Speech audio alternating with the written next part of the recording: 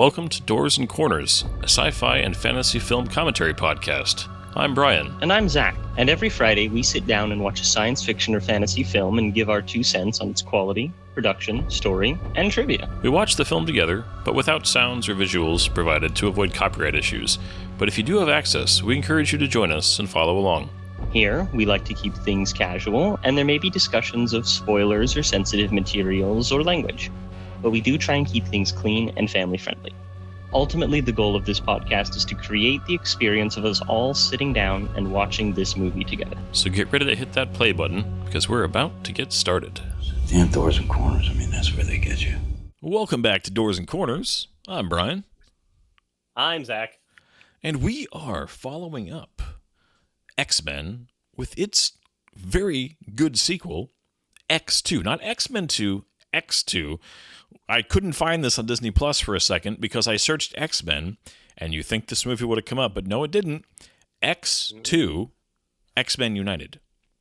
This was during a really odd phase, okay? You had this entire thing where they were trying to shorten titles. We talked about this way back at the beginning of the podcast time 2 years ago with the League of Extraordinary Gentlemen. The LXG. You know, they wanted to do stuff like that. It was like Independence Day being ID4, and there was just this desire to be a little off-brand and kind of almost like creating an icon. Not necessarily like, oh, that's so iconic, but like an actual icon, a symbol that you could look at and immediately associate with that thing.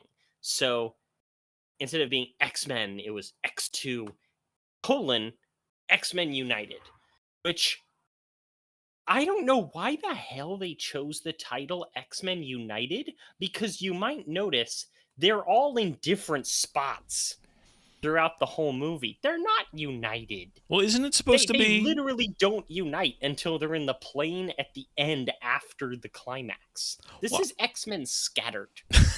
See, I always took it as Magneto, the Brotherhood of Mutants and the X-Men briefly, their interests align for like a third of the film, right? I always took it as more of they have to work together against a common threat. Fine. No, that works, especially since about this time they were incorporating the Brotherhood of Mutants into the X-Men itself a little bit more.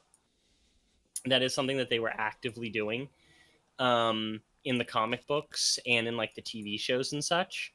So I could see that, but still, it's just I genuinely don't like the title of this movie, even though, in my opinion, this is the best X-Men movie. Like, yeah, by far. I've heard people say X-Men First Class and X-Men Days of Future Past are up there. A lot of people talk about Logan, which I get, but I think that this is because Logan is a really good film. It's not necessarily the best X-Men film. It's just a good film. Yeah. Whereas this is genuinely the best X-Men film. No, I agree. This was and you think about it. You had X2 and Spider-Man 2, X-Men United, and you had 2 follow-ups of this era of Marvel films, where the sequels. I mean, X-Men, as we discussed previously, was solid, but it had some issues.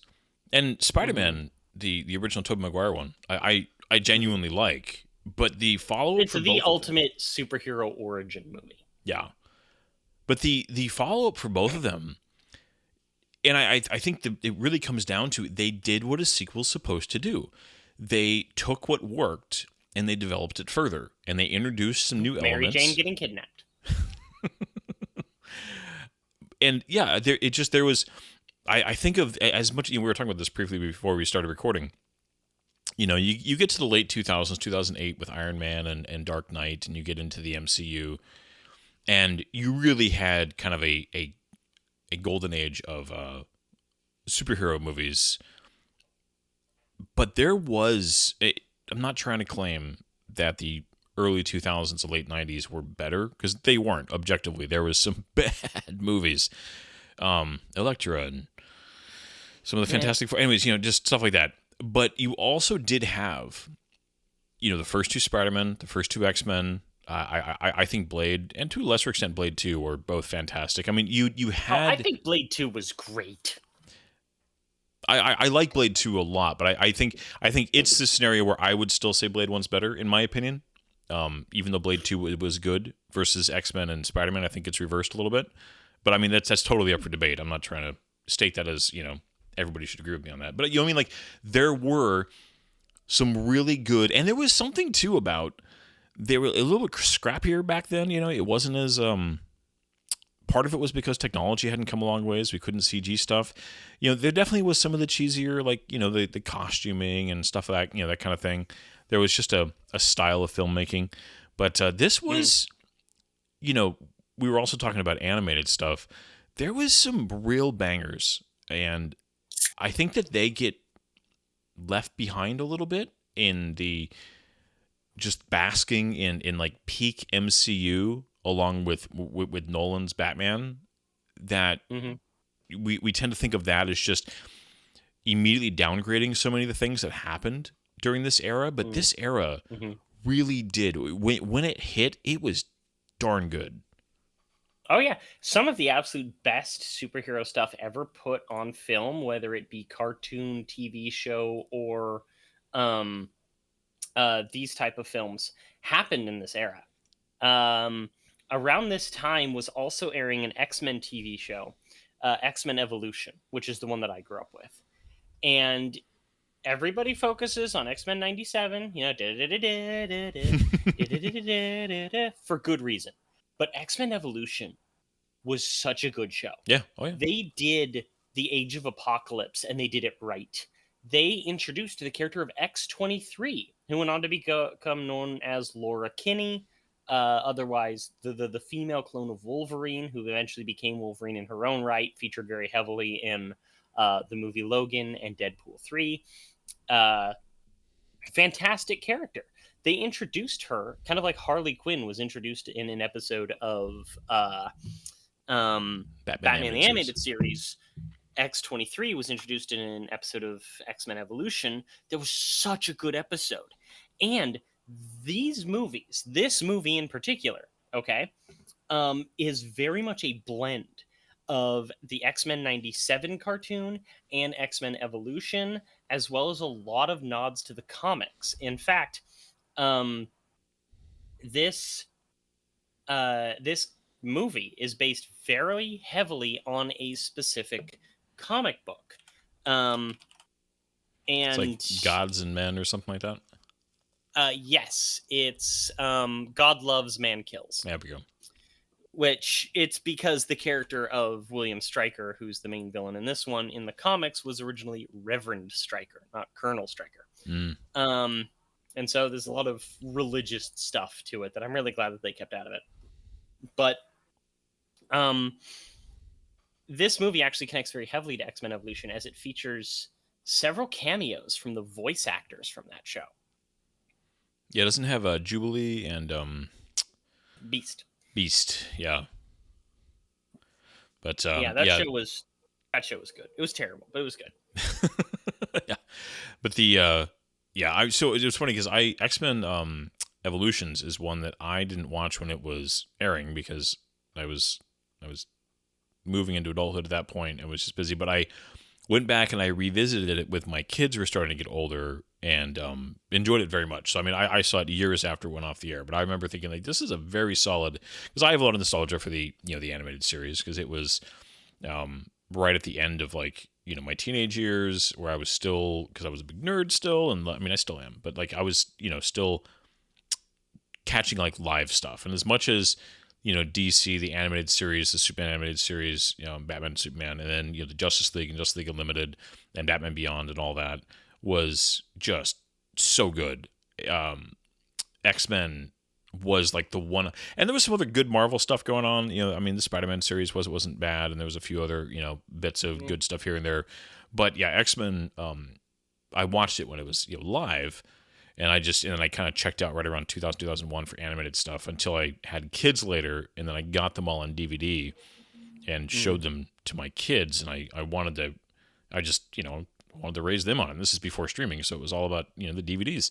But yeah, X-Men Evolution was very good. This movie, though, okay, correct me if I'm wrong. Did this movie come out very close to Matrix Reloaded? It's this came out in 2003, which was the vaunted year of the Matrix. Okay. Yeah. So the blah, blah, blah, blah, blah, blah, blah, blah. I cannot word today properly. The release date for X2 was the beginning of May. I actually remember it very clearly because it was one of those things where it was oh gosh. It was. So I remember it very clearly because it was pointing out to me that big movies come out in May. I was just kind of becoming cognizant. I was about 12 years old when this movie came out, and I was really excited for this movie because I really liked the first one, and I was an adult. I was almost a teenager. I should be able to see this PG-13 movie based on these characters that I've grown to know and love because I had this book that was the ultimate guide to the X-Men. And I talked about this when we recorded the first X-Men movie, which I'm just going to go ahead and mention. We recorded these on separate dates, so it's actually been a little while since the first X-Men one, even though they're being published right next to each other, so there might be some repetition and overlap. So I'll repeat this. I loved this big ultimate book of the X-Men, but it ended up actually souring me to the comics when I actually read the comics, because the comics weren't as good as the summaries and the character bits from that book. And I actually found that I'm not a big fan of the X-Men comics themselves. They're not very good. And I know there's some out there that are good, but I think that it's actually one of the weaker brands in terms of actual comic books. And I remember about that time, I was so stoked for this movie because it was one that I got to see because I wanted to see The Matrix Reloaded, and I wasn't allowed to. Okay. So that was a really long roundabout way to say that. Yeah. Okay, so this was an insane year, man. I'm like just scrolling through this year because I'm like, 2003, I didn't, Tasha wasn't born until 2006. No, 2004. I'm crazy. Sorry, 2004. So this was,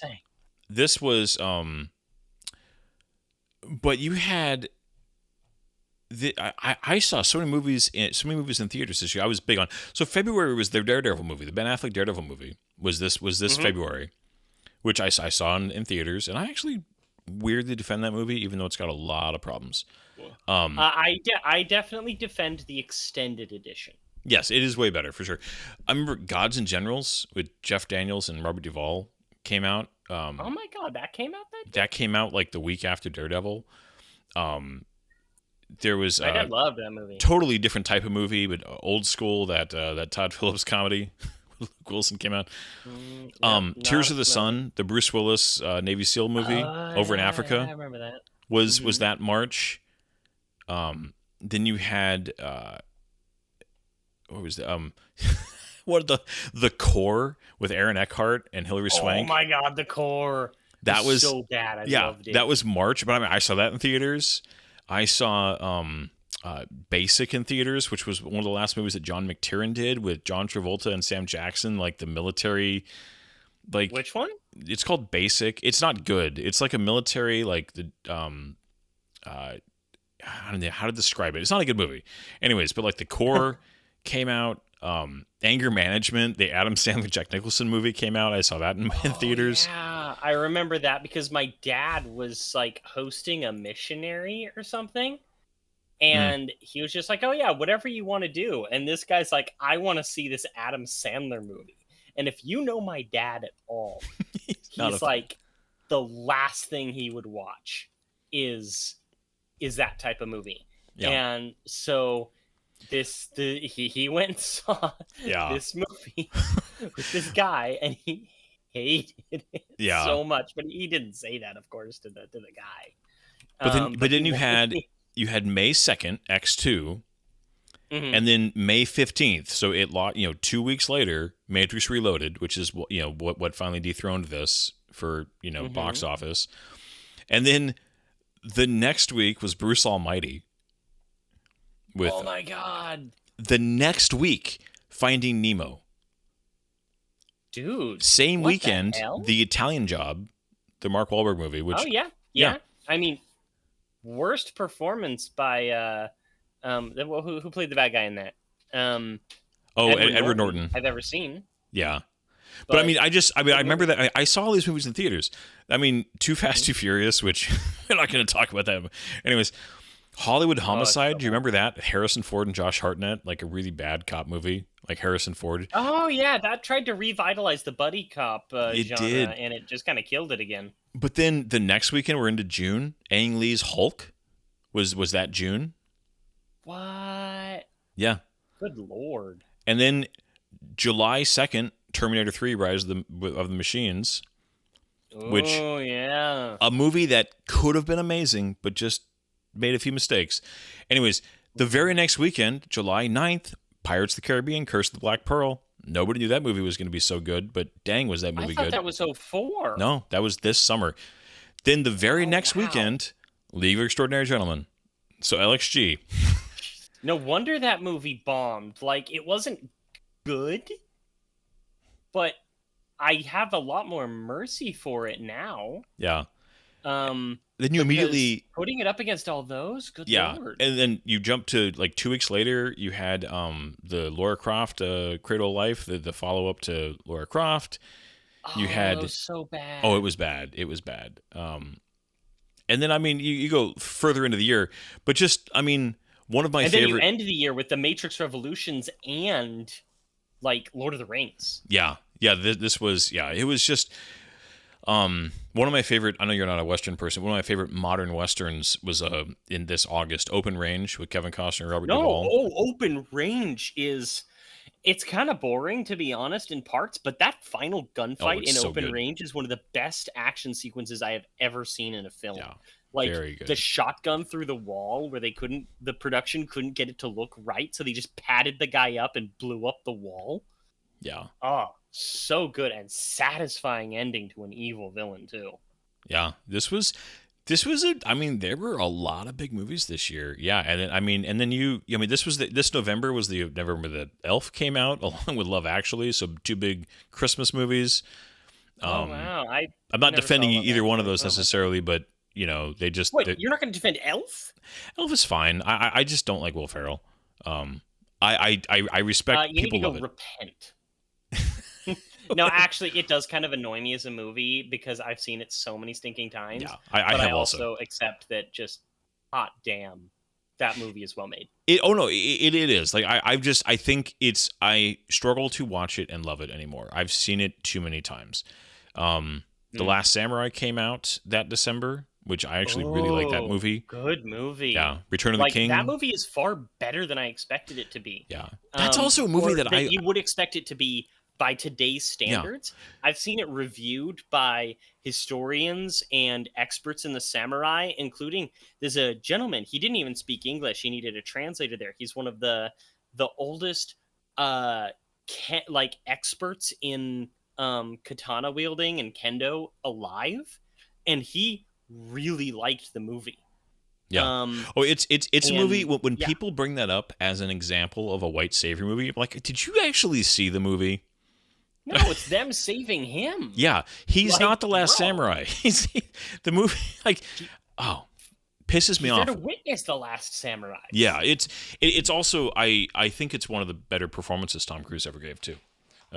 Agreed, and it's one of those things because the thing about Tom Cruise characters is that they often tend to be these like super guys, where that movie it has him debasing himself in such tragic ways. Yeah, that you hate him, but you also feel this immense pity for him. Yeah.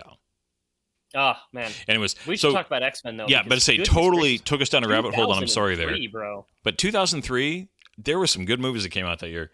And yeah, I was looking at that. I probably went to the movie theater at least a dozen times that year.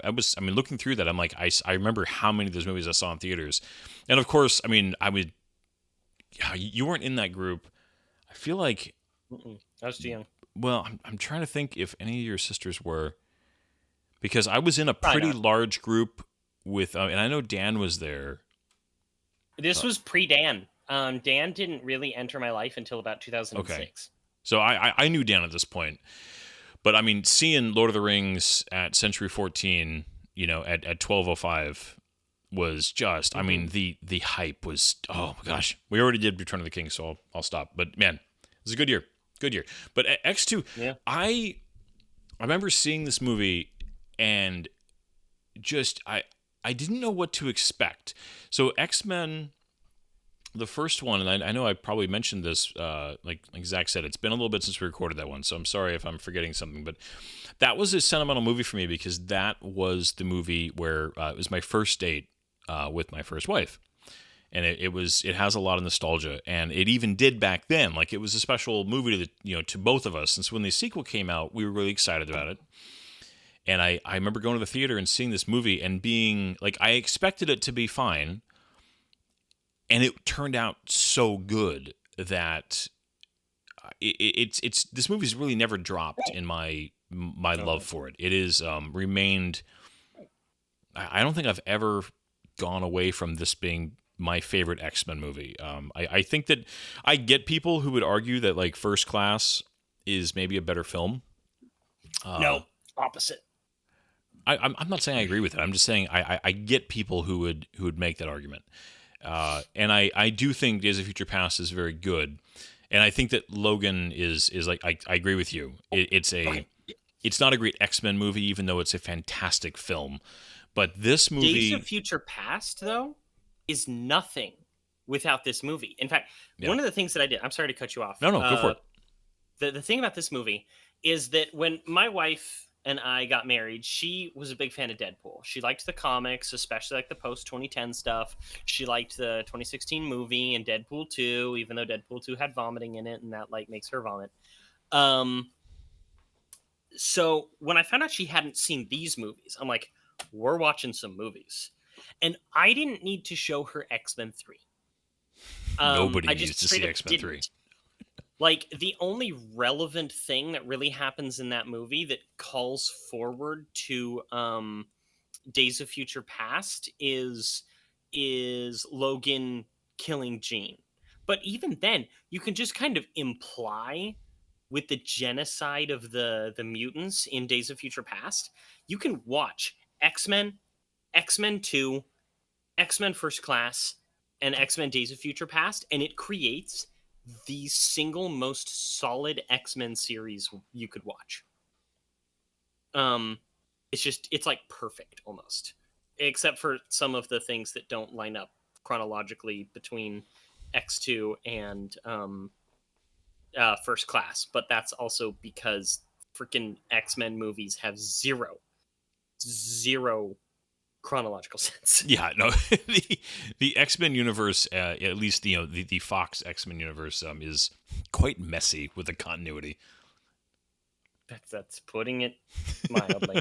It is one one of the. We should actually get to watching this guy. Yeah, we could. I was just gonna say though, before you give us your rundown of the cast and crew, the X-Men is one of the. I don't have the exact number in my head, but I know that it has to be one of the longest running cinematic franchises ever, as far as just from X-Men in 2000. And when did Dark Phoenix come out?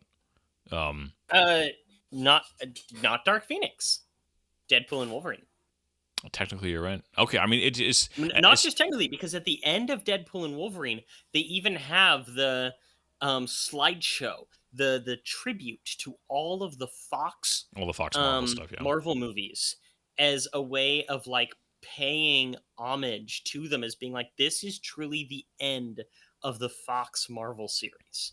And I can see that, and I guess so that's where I feel like there's almost a but even without that, I think it still ran longer than the MCU has at this point, or maybe not quite. It has. Yeah, but I mean, because Deadpool and Wolverine, and I like that movie a lot, and I'm actually not a big Deadpool fan, but I like that movie.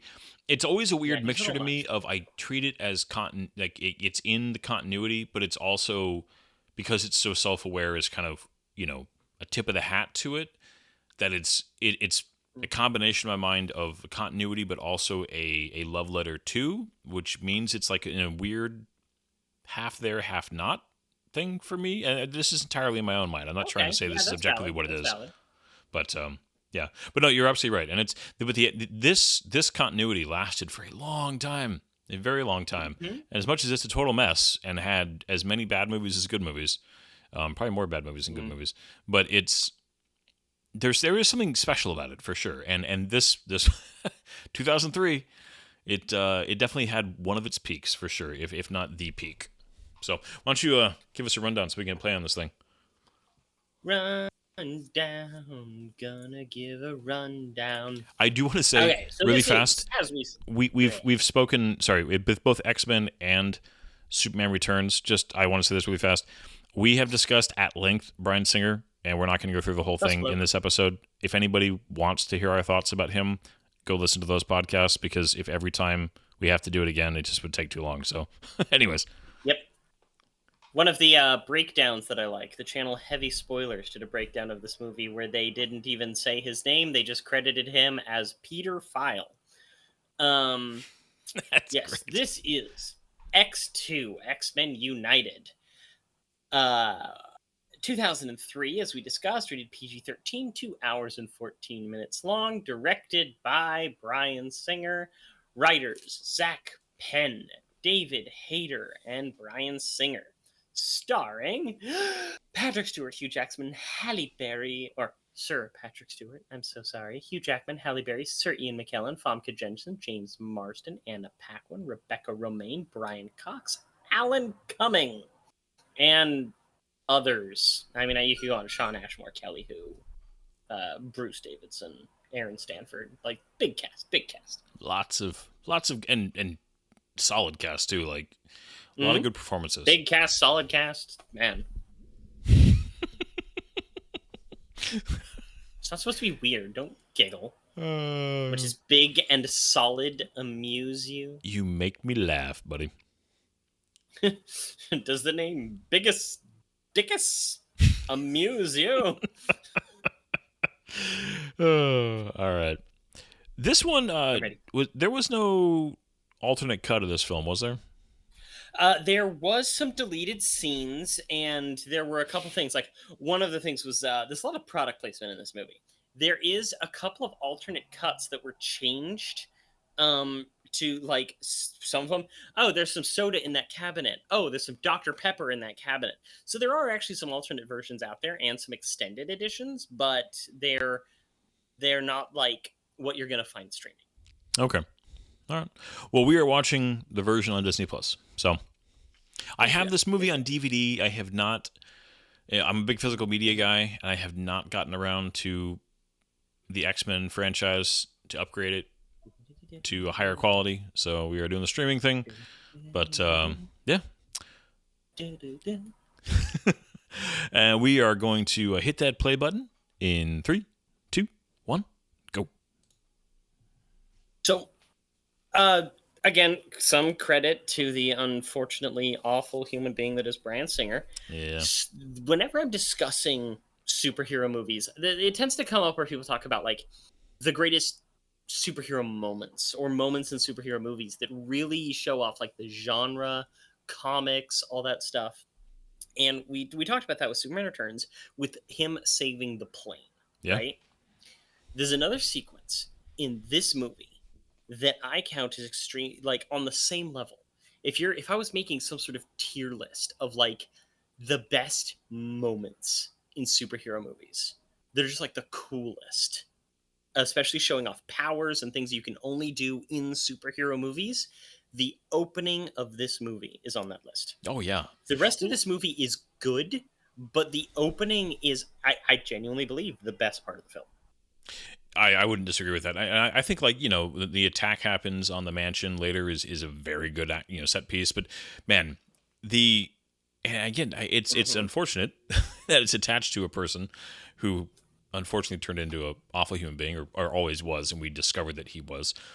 But yeah, the Nightcrawler sequence, Superman saving the plane, and then the Quicksilver sequences from both Days of Future Past and, to a lesser extent, Apocalypse are Yeah. are And the opening of incredible. X-Men Apocalypse is also quite excellent with the pyramid collapse. Oh yeah. Yeah, he Yeah. I know that he didn't like singularly create those, but he and his team, they were very good at putting together exceptionally memorable action sequences. Yeah. That there's no denying that he's an incredibly talented man. But here we have at the very beginning There she is. our very first cameo. This actress was the voice actress for the character of Jubilee in X-Men Evolution, though some people falsely credit it to Jubilee in the original cartoon, these days referred to as X-Men 97. The quote that she gives is real from Abraham Lincoln's inaugural address, and it's one of those things that encapsulates the movie, the themes and everything. Also, this Oval Office was so accurate to the actual Oval Office, down to almost like the measurements of the walls and the recreation of the Resolute desk. It's almost perfect. The rest of the White House here that they've designed is larger than the actual White House corridors are, but that's for the purpose of the fight scene in cinema. Yeah. You know? I Several remember times we've talked about your annoyance at how easily the Secret Service can be pushed over. I don't think this is one of those movies that counts as that. No, this would be, how do you deal with this? And actually, I think that they admirably, respond well here. I don't think that this is a diss on the Secret Service at all. I think that they very quickly come in and do a good job considering the circumstances. Like here, Yeah, right? Just the sheer number of them, and they've got their weapons out. They're being active. They're communicating. I'm so glad that they're actually, that you can see this guy actually tracking. I mean, it's yeah. I hate it when a singular hero, how quickly like the uniformed guys with actual submachine guns get in, which is a thing that they have. So no, I agree with you. Yeah. The instant response team, because I'm actually currently reading the book Executive Orders right now, and they go into the Secret Service response teams in like the late 90s, and it's some intense stuff. But this here actually is playing Dies Irae, a Requiem by Mozart, and really effective piece. I think it's great. Hey, also, do you recognize this one Black Secret Service agent? He was in 24. He was in several seasons of 24 as a CTU agent. He's gone on to do a lot of things. He was also in Star Trek Enterprise. He played an alien for an episode or two of Enterprise.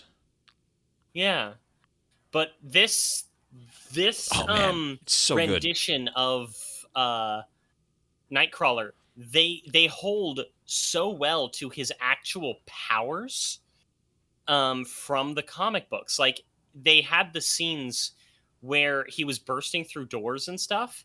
He never teleports through a door where he can't see what's on the other side. Yeah. And they hold to it so well.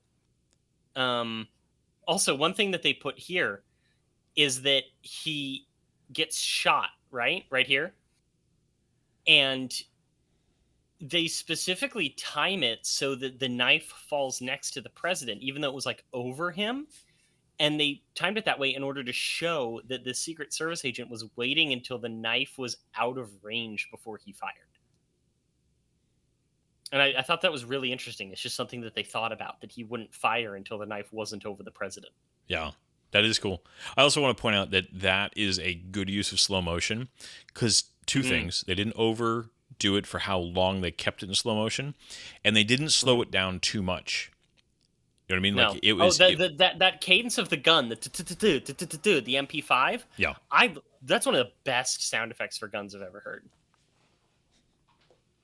Okay, this scene right here, almost every reviewer that I saw agreed that this entire sequence of him in the snow is entirely unnecessary, and I do kind of agree. And it was also very obviously part of the reshoots. You can tell when a reshoot is happening with Hugh Jackman because his hair is bigger, because he had to he was filming Van Helsing, 2004's Van Helsing, and his hair was longer, so they had to comb it back in a way so his hair looks poofier. So certain scenes throughout the movie, his hair gets poofier, and you can tell that was a Yeah. reshoot. This also, if you look at Hugh Jackman from the original X-Men to this one, when you can tell he's gotten bigger, but he's a bigger presence, he's a bigger star. He was a big, standout from that movie, and he went on to have a amazing career that's still ongoing. But he is noticeably, like, when we get to his tank top scenes, this was definitely huge jacked man. Yeah, the steps he started taking towards, in my mind, it's funny. Deadpool and Wolverine is like weirdly like too much. I think that him in the Wolverine was like just perfect.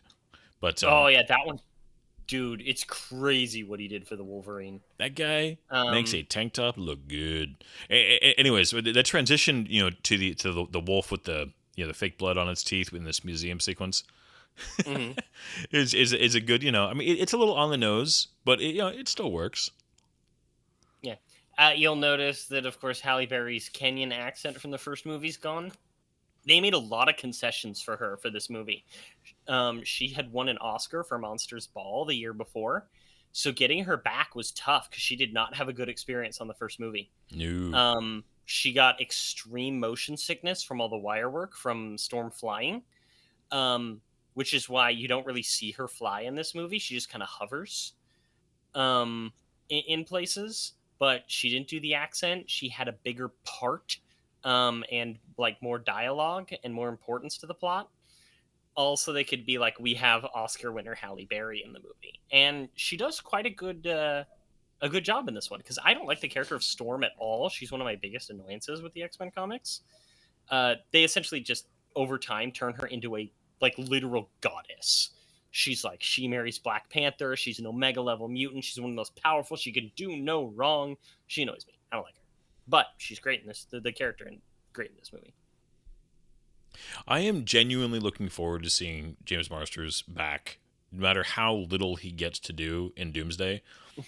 That shot in the little teaser, when Avatar was coming out, that like comic panel shot of him just like on his knees, with the full blast, because he's a character who I think that these movies just never was able to use right. He's an actor. Did you say James Marsden or James Marsters? I'm sorry. Because that's Spike. Yes, I said the wrong name. I said the wrong James. I apologize. But he wasn't used well as a character or as an actor, I feel like, in either one of these films. This was also during the comic book era in which Cyclops was rather bland. Yeah. They didn't know what to do with the character. They were more focused on edgy Wolverine. He was such a good Boy Scout. They eventually figured out some really interesting things to do with him, making him almost like a moral foil for Captain America, where both of them had these very similar viewpoints, but they had different priorities in who they're protecting, and actually put them at odds for the actually decent X-Men versus the Avengers series, even if the whole setup for that storyline was kind of stupid. Yeah. We have the introduction of Pyro here. I mean, not the introduction. He technically did briefly appear in the first movie, right? As a different actor. This is the first time that he's appearing, played by this actor, Aaron Stanford. He has a very loud comic book costume, doesn't he? Oh my god, the Pyro costume is ridiculous. But yeah, he most of the actors in this scene as they're frozen are played by mimes. I heard about that. Yeah, that they didn't actually like they didn't use like a trick. They're just people who are very, very talented at not moving. They used this effect several more times throughout the movies, very notably in the post-credit sequence for the Wolverine. Yeah, because I mean, this is one of in the films one of Professor X's kind of signature moves, right? Mm-hmm. This is and I'm sure I brought this up with X-Men. I'm not sure you felt the same way, but I've always been frustrated with Professor X, just in that he's always talked about as being such an insanely powerful mutant, yet so many storylines negate him or find a way to just sideline him or take him off the board, so to speak. And so it's always weird to me that you have somebody that's discussed at the level that he is, both in the animated stuff that I've seen. I'm not familiar with the comics nearly as well as you are, but the animated and the films that he just, and then we'll briefly just mention Multiverse of Madness. Just it's frustrating because it's like, well, they got to bring in somebody more powerful or find some cheeky way to just get around the fact that as long if he was still in play, it'd be over before it started, and it's always the Superman frustrating problem, me. the Goku problem. Yeah. And it's just, having Patrick Stewart play him, I always was like, all right, if you're going to just do something, because you have these moments, right, where he, can free, or he has these displays of power, but then once things really get going, it's just like you got to, and you're right, it is a Superman problem, but it's like they couldn't figure out a way to use him in a creative way other than just to have him need to be rescued by the X-Men again. It happens many times. I understand where you're coming from, but I think this movie is the one that uses him best. I agree. This is one of the best examples. Show him as being so powerful that he is the WMD of the entire movie. Yeah. This is the introduction of our villain, of course, played by Brian Cox. He was great. Stryker, Colonel William Stryker. The character comes from the comics again. Reverend William Stryker, kind of a what are those called? Like Westboro Baptist type of like things where he believed that mutants were of the devil.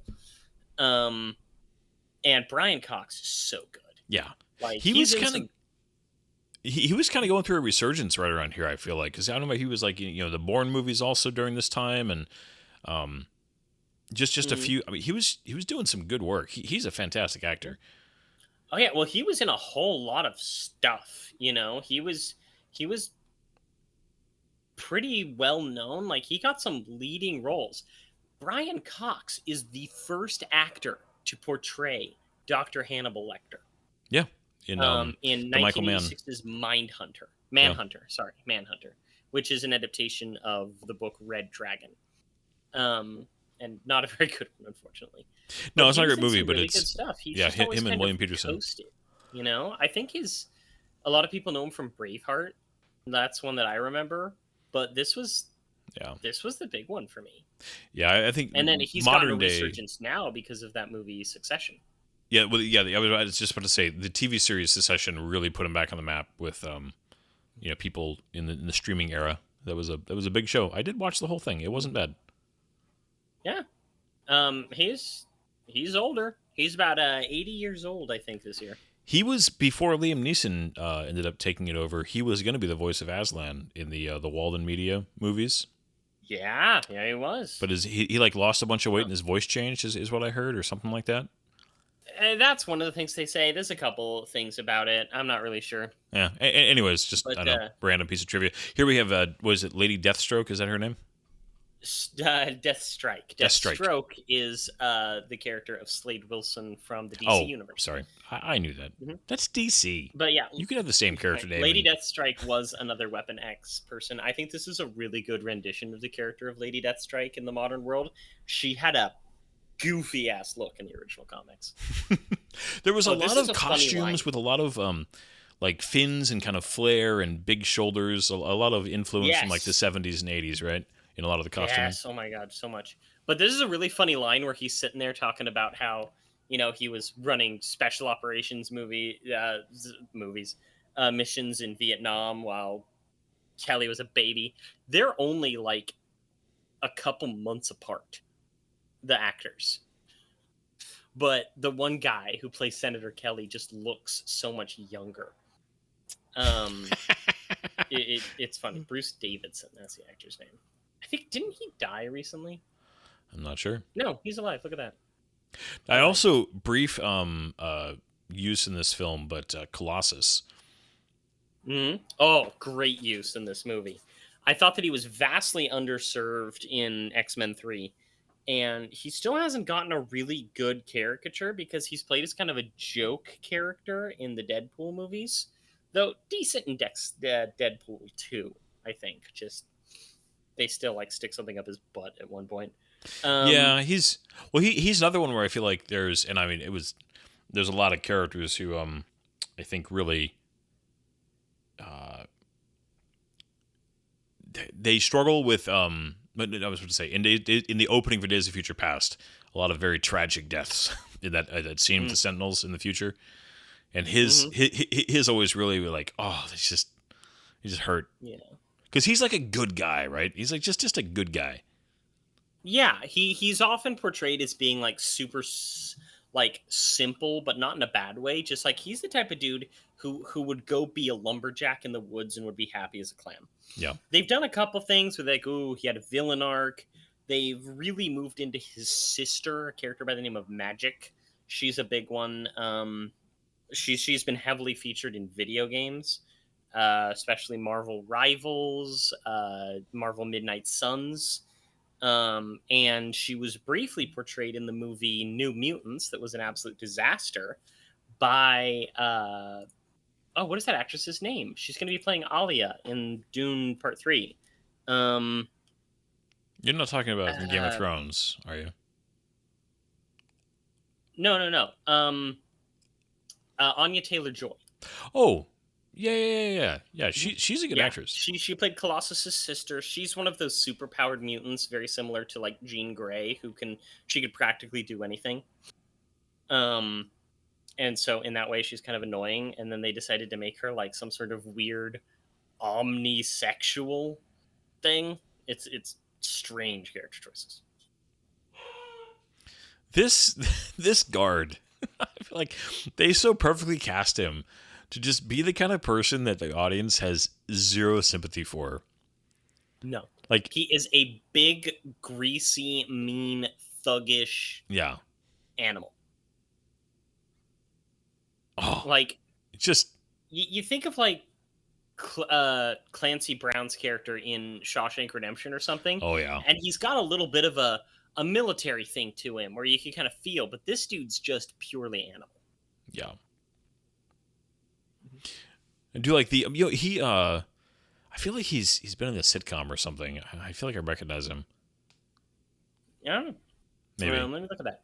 Anyways, but this whole I don't know, just the making you feel some sympathy for Magneto's character. Obviously, you have the I do like that they're establishing, how Stryker manipulates mutants in a way where, I mean, I think right there it's smart to show that if he can get into the head of Magneto, you kind of buy it's a good introduction to his control, because you immediately kind of buy any other implication, any other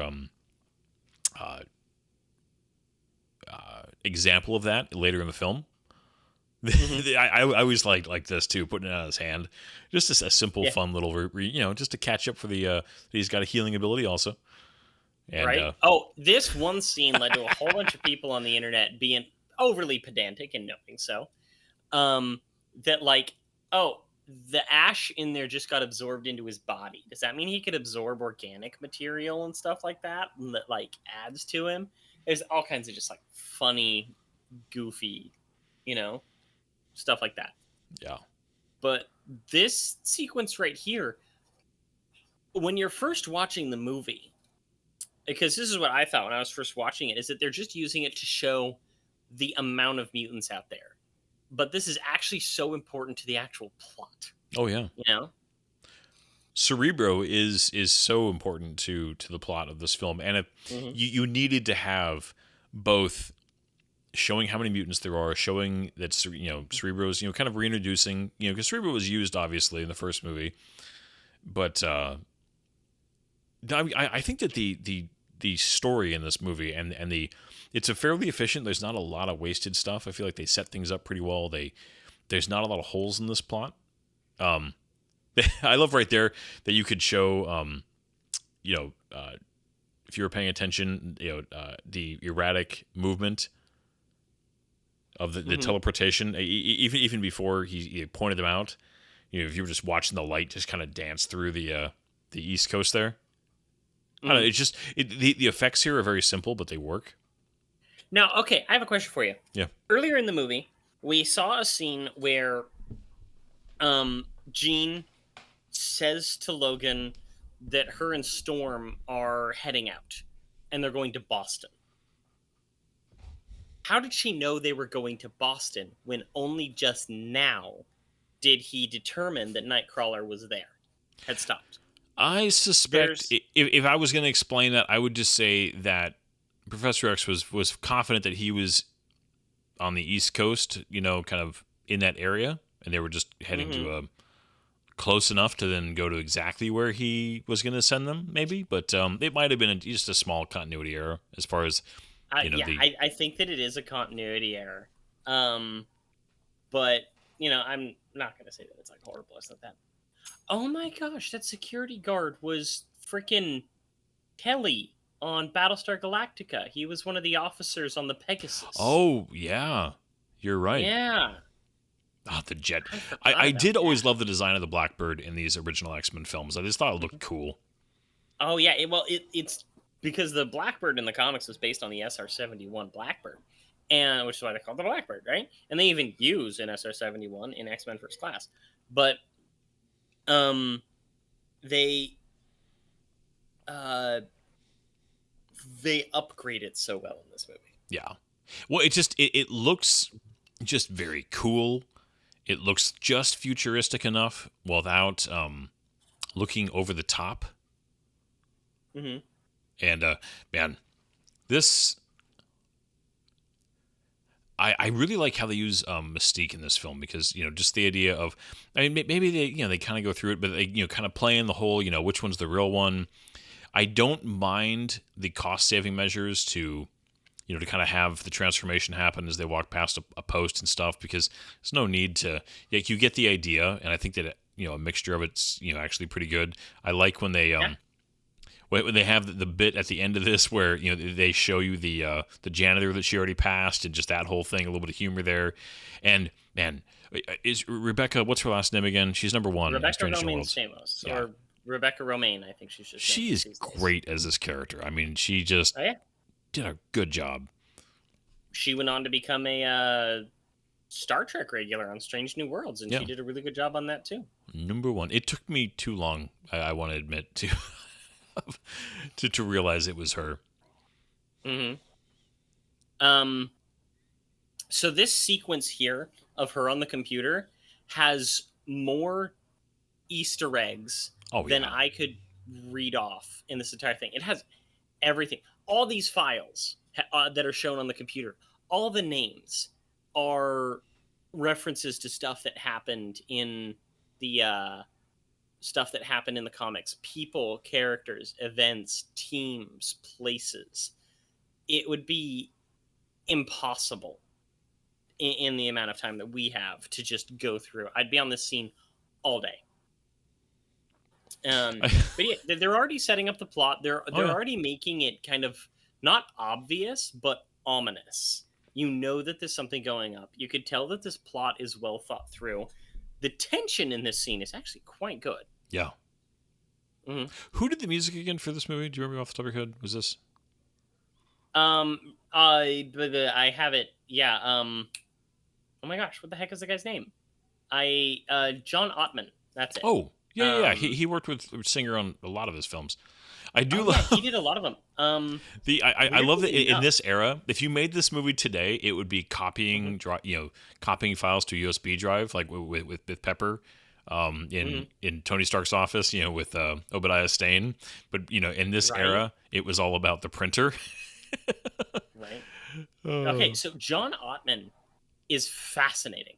Okay, because this guy doesn't just do like music department. Okay, he's done composing, he's done writing, he's done editing, he's done producing. He's actually the consulting producer on Star Trek Discovery for its entire third season, which is arguably its best season.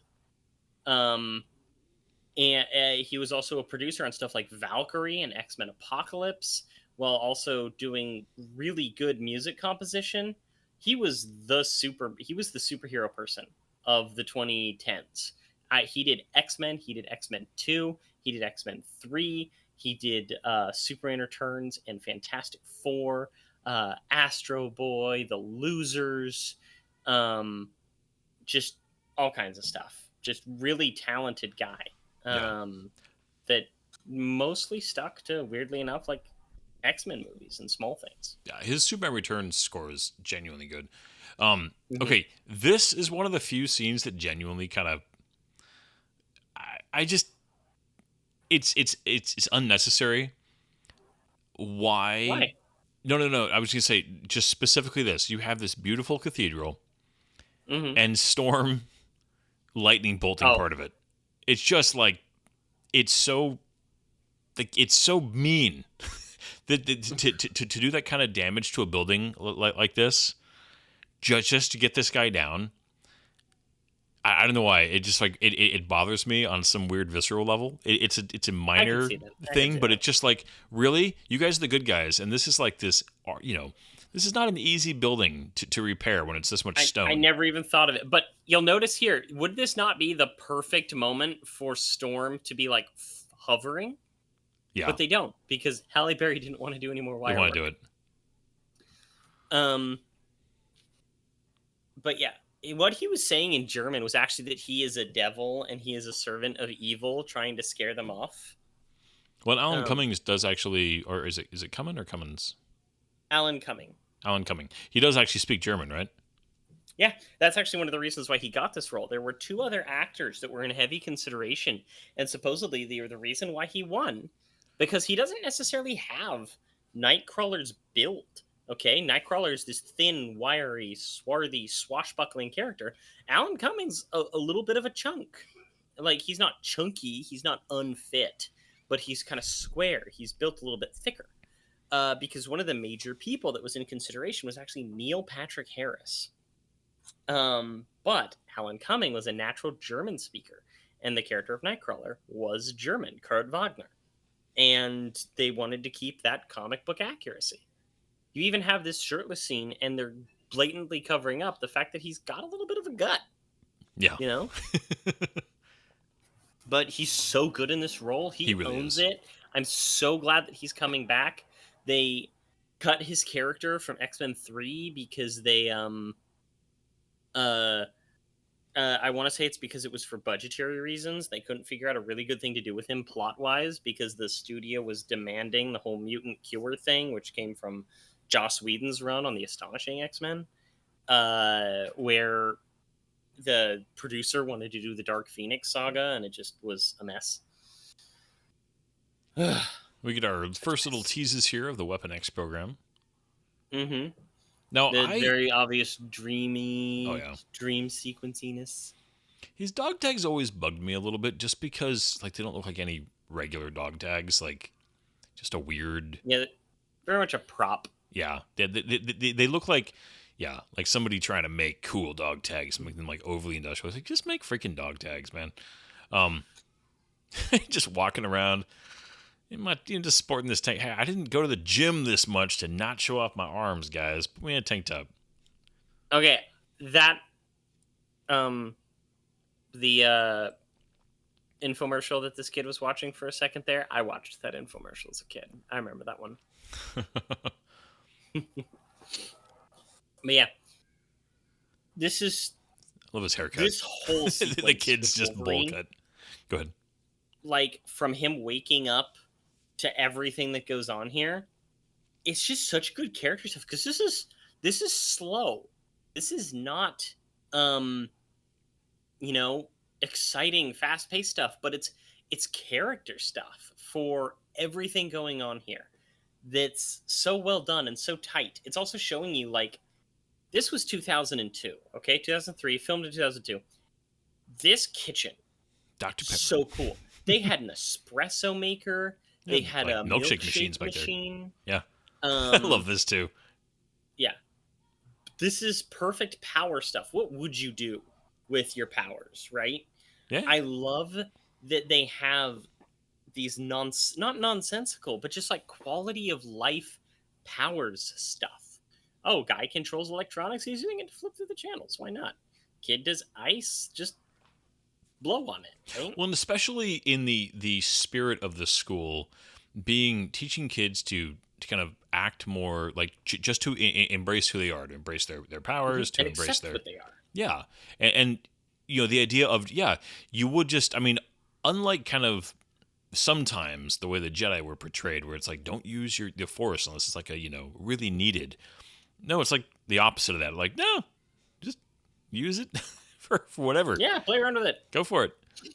Okay, do you Um, like the more minimizing effect they did to Cyclops' visor in this movie? I was just curious about that. It doesn't cover his ears. I do. I think that the really comic book accurate X-Men 1 big bulbous around the ears was a little too chunky. Yeah, I think it looks maybe better. they could have done a little better than just like straight up sunglasses around the ears effect, but I like the more minimalist look. Yeah, I think it looks love better also. Cyclops's I love Cyclops's wardrobe and just look in this scene. It's one of those things that makes me annoyed that we didn't get more of him doing cool things.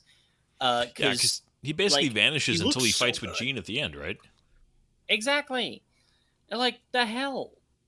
And James Marsden's so good in the role. He deserves so much more. And then because he decided to like do Superman Returns, like they straight up said that they minimized his role in X-Men 3 because of Superman Returns. And it's just ah.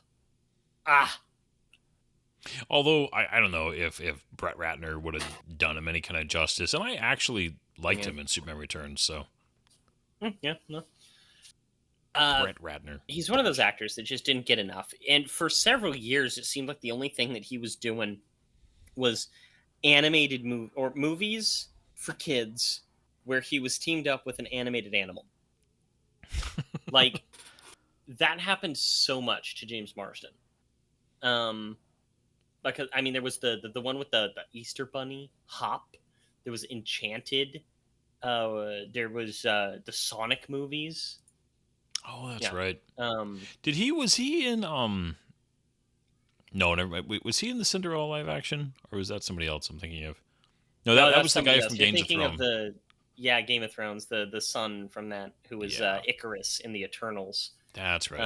And I honestly think he would make an excellent James Bond, but I don't think they're going to cast him as James Bond. No. But I have no idea. Like we've talked about this more than once. I am very curious about Doomsday to see how they fit all these people into a movie, like how it's going to turn out. And I hope that even if we don't get a lot of him, that we at least get one or two epic moments with him. That's what I'm hoping too.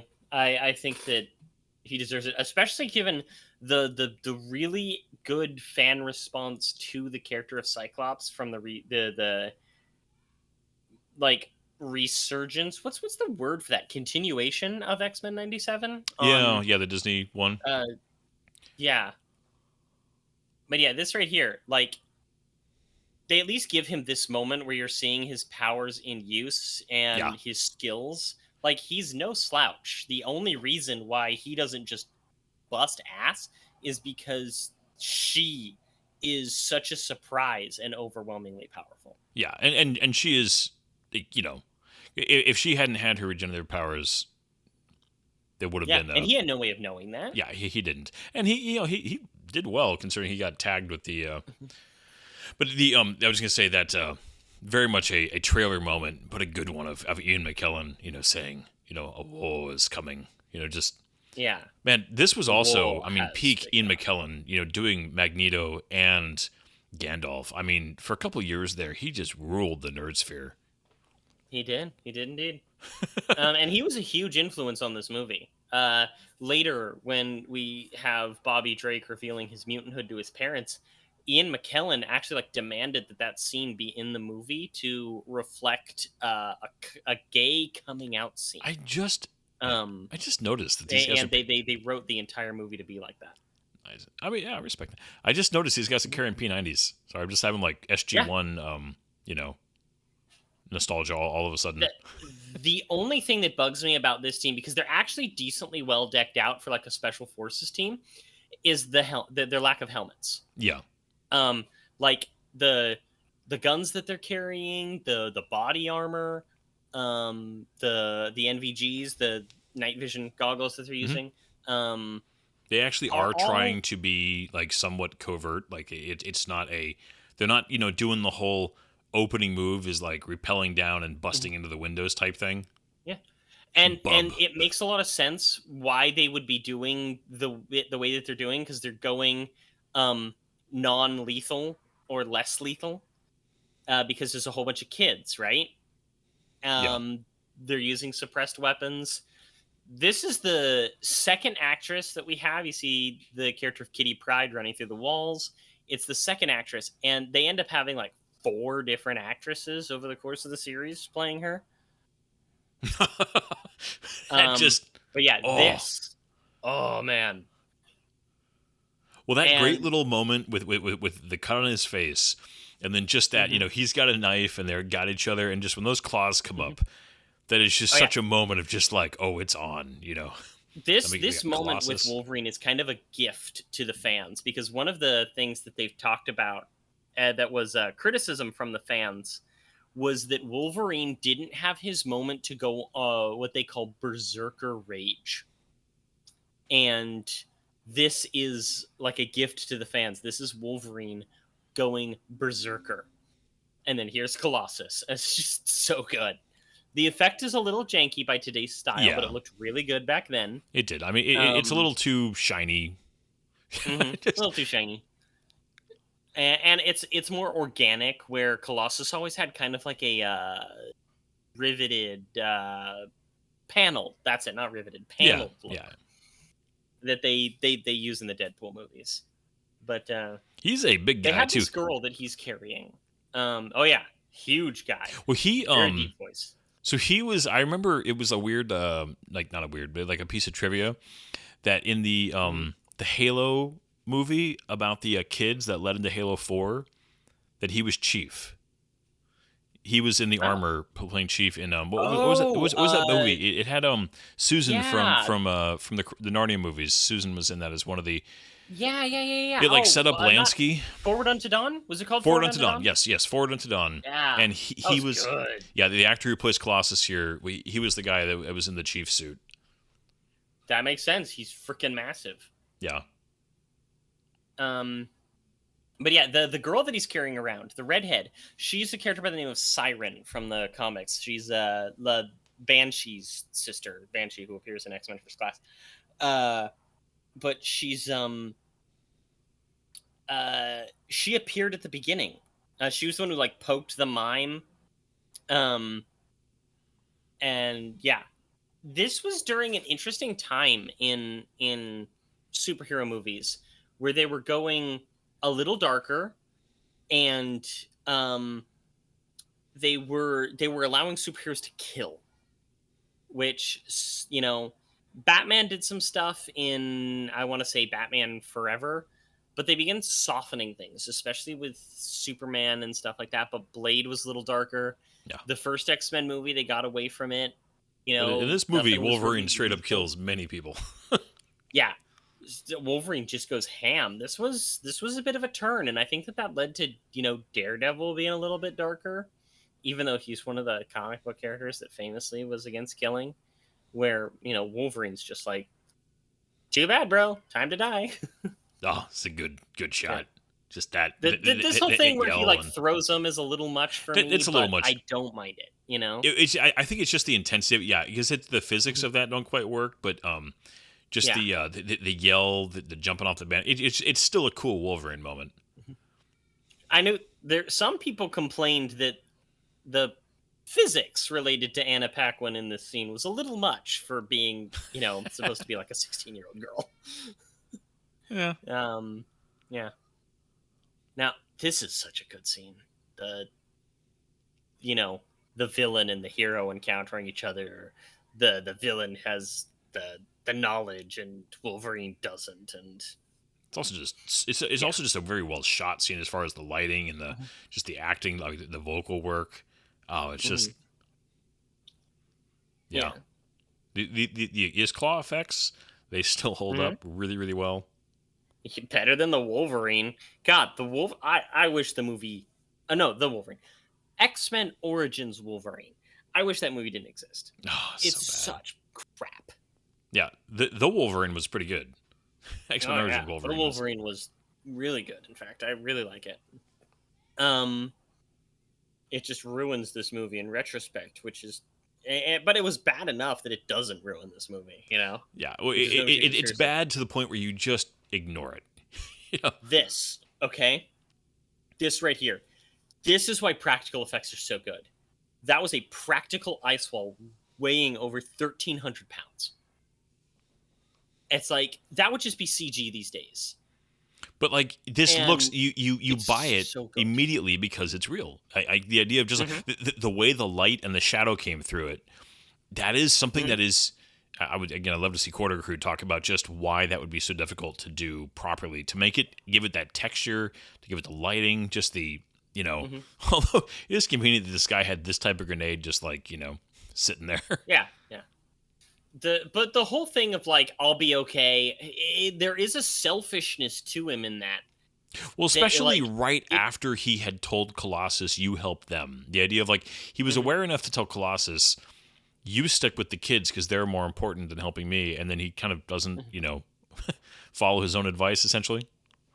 But yeah, Oh. there's a selfishness to his character that makes sense His for the car. character. It makes him so, you know, flawed Yeah, sorry. in such a great way. This is such a product of its time. Just this particular Mazda RX-8.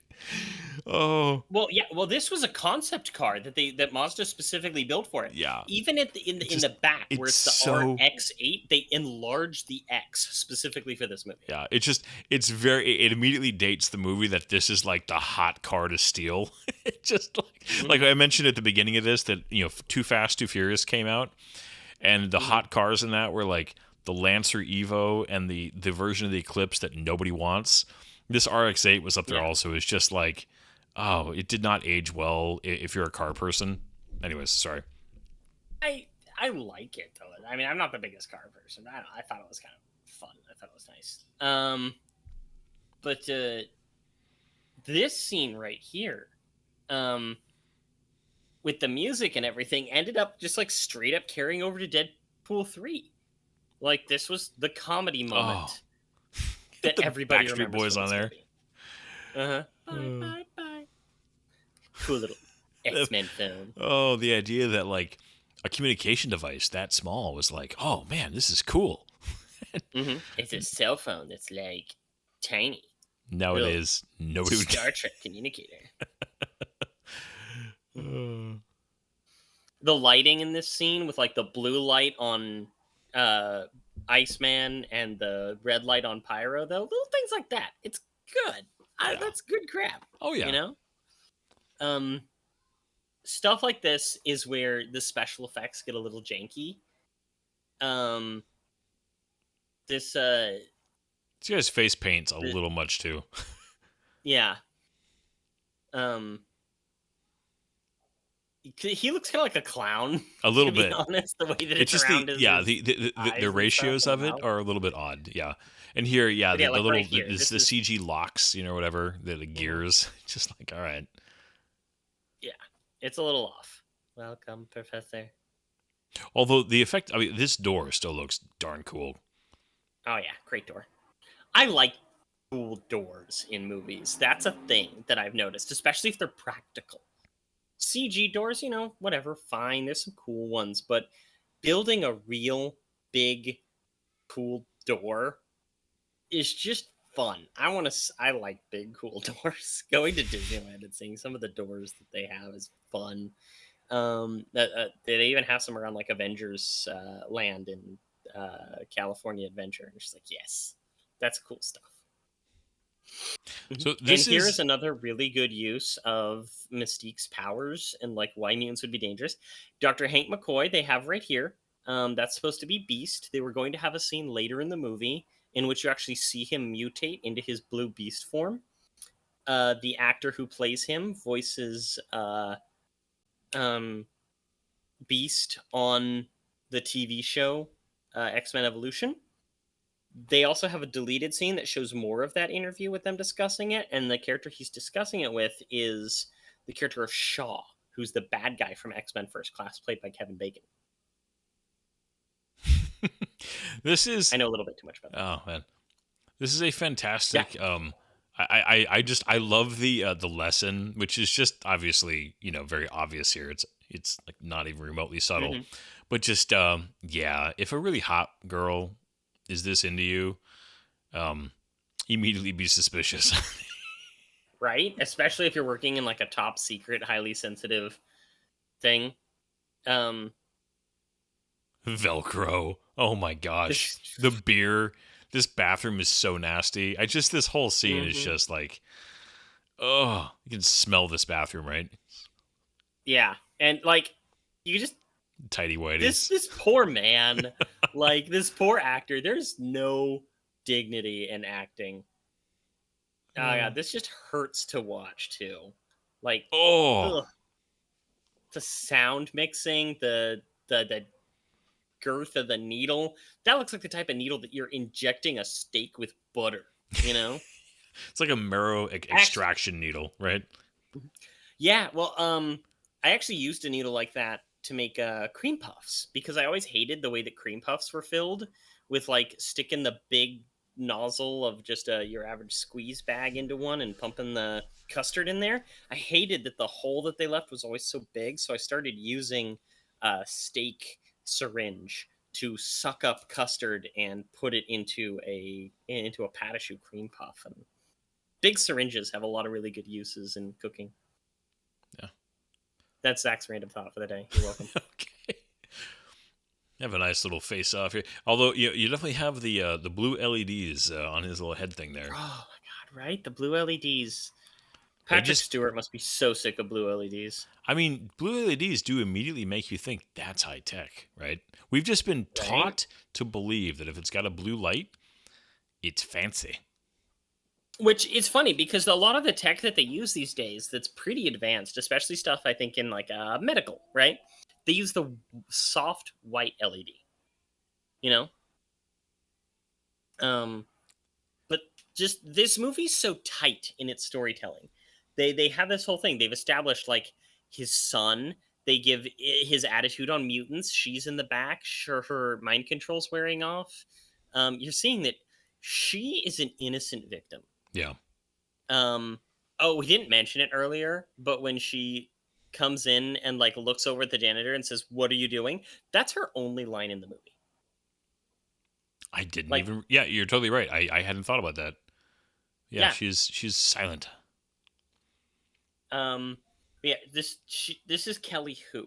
All right, she's just good. Okay, she's not in a lot of like highbrow stuff. I remember her in like the Scorpion King, the first one, but she plays an admiral on like the Orville. She does voices. Okay, so much voice acting. I remember her, especially from things like Young Justice. She plays Cheshire. Lots This of Mortal tragic kid. Kombat. All this stuff. Oh yeah, tragic. This- tragic. Stuff. This immediately makes me think of oh man, this is just like when you see that they go into the back of his neck and you see that like the really nasty scar from obvious brain surgery. This immediately this reminds me of the DLC for Mass Effect 2 with the Overlord DLC with like the Yeah. when you first hovering jet thing. yeah, it's just such a tragedy. But Mhm. and just the fact they're both in wheelchairs. I mean, the symmetry of that shot. It's just this is well. It's well done, and this is it. Yeah. So that's actually okay. One of my biggest. I love that annoyances- he's still in his boxers. It's just a little continuity there Right. is good. Yeah. Sorry. Oh, nothing. This sequence is fine. There's a little bit of like, oh, it's romance, but it's teen romance, so they got to make it a little bit perverted. I don't know. This is a weird scene to me. This is a very like a kid from the '90s. His room though, posters Yeah, and the the computer stealth and thing, yeah. just all that kind of stuff. So this is Sean Ashmore, who actually has a twin brother, okay, named Aaron Ashmore. Aaron Ashmore was a regular on the show Smallville, and stuff like that, and Warehouse 13, and a couple of other things. Show called Killjoys and whatnot. But Sean Ashmore, Turn and this has around. got to be just a direct joke, okay? He is on the show The Boys, or was on the show The Boys. I don't know if his character died or something, as a character named Lamplighter, who controlled fire. Oh gosh. I thought it was funny. Yeah. Oh no. I saw that in the heavy spoilers episode about this movie also. Yeah. Yeah. I get him and his brother mixed up. You know, as far as because I mean they are identical twins, but Yeah. the you know as far as who's in which one. Oh, Yeah. see, you think you're okay with just a little bit. You go for some more, and you gotta gotta be It's careful. obviously supposed to be a metaphor for sex. I don't know. But yeah, that's got to be a little awkward. Little awkward.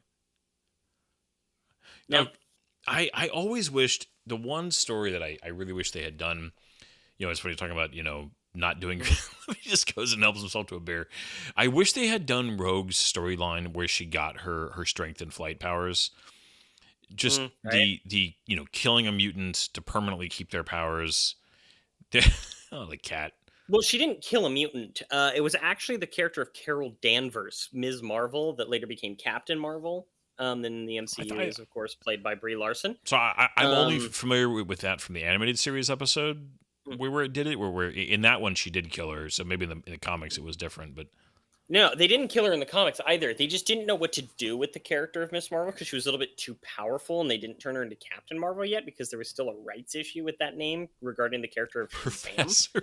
Okay. And they like put her into, I want to say they put her into a coma for a long time, or they like faked her death or something, or depowered her, something along those lines.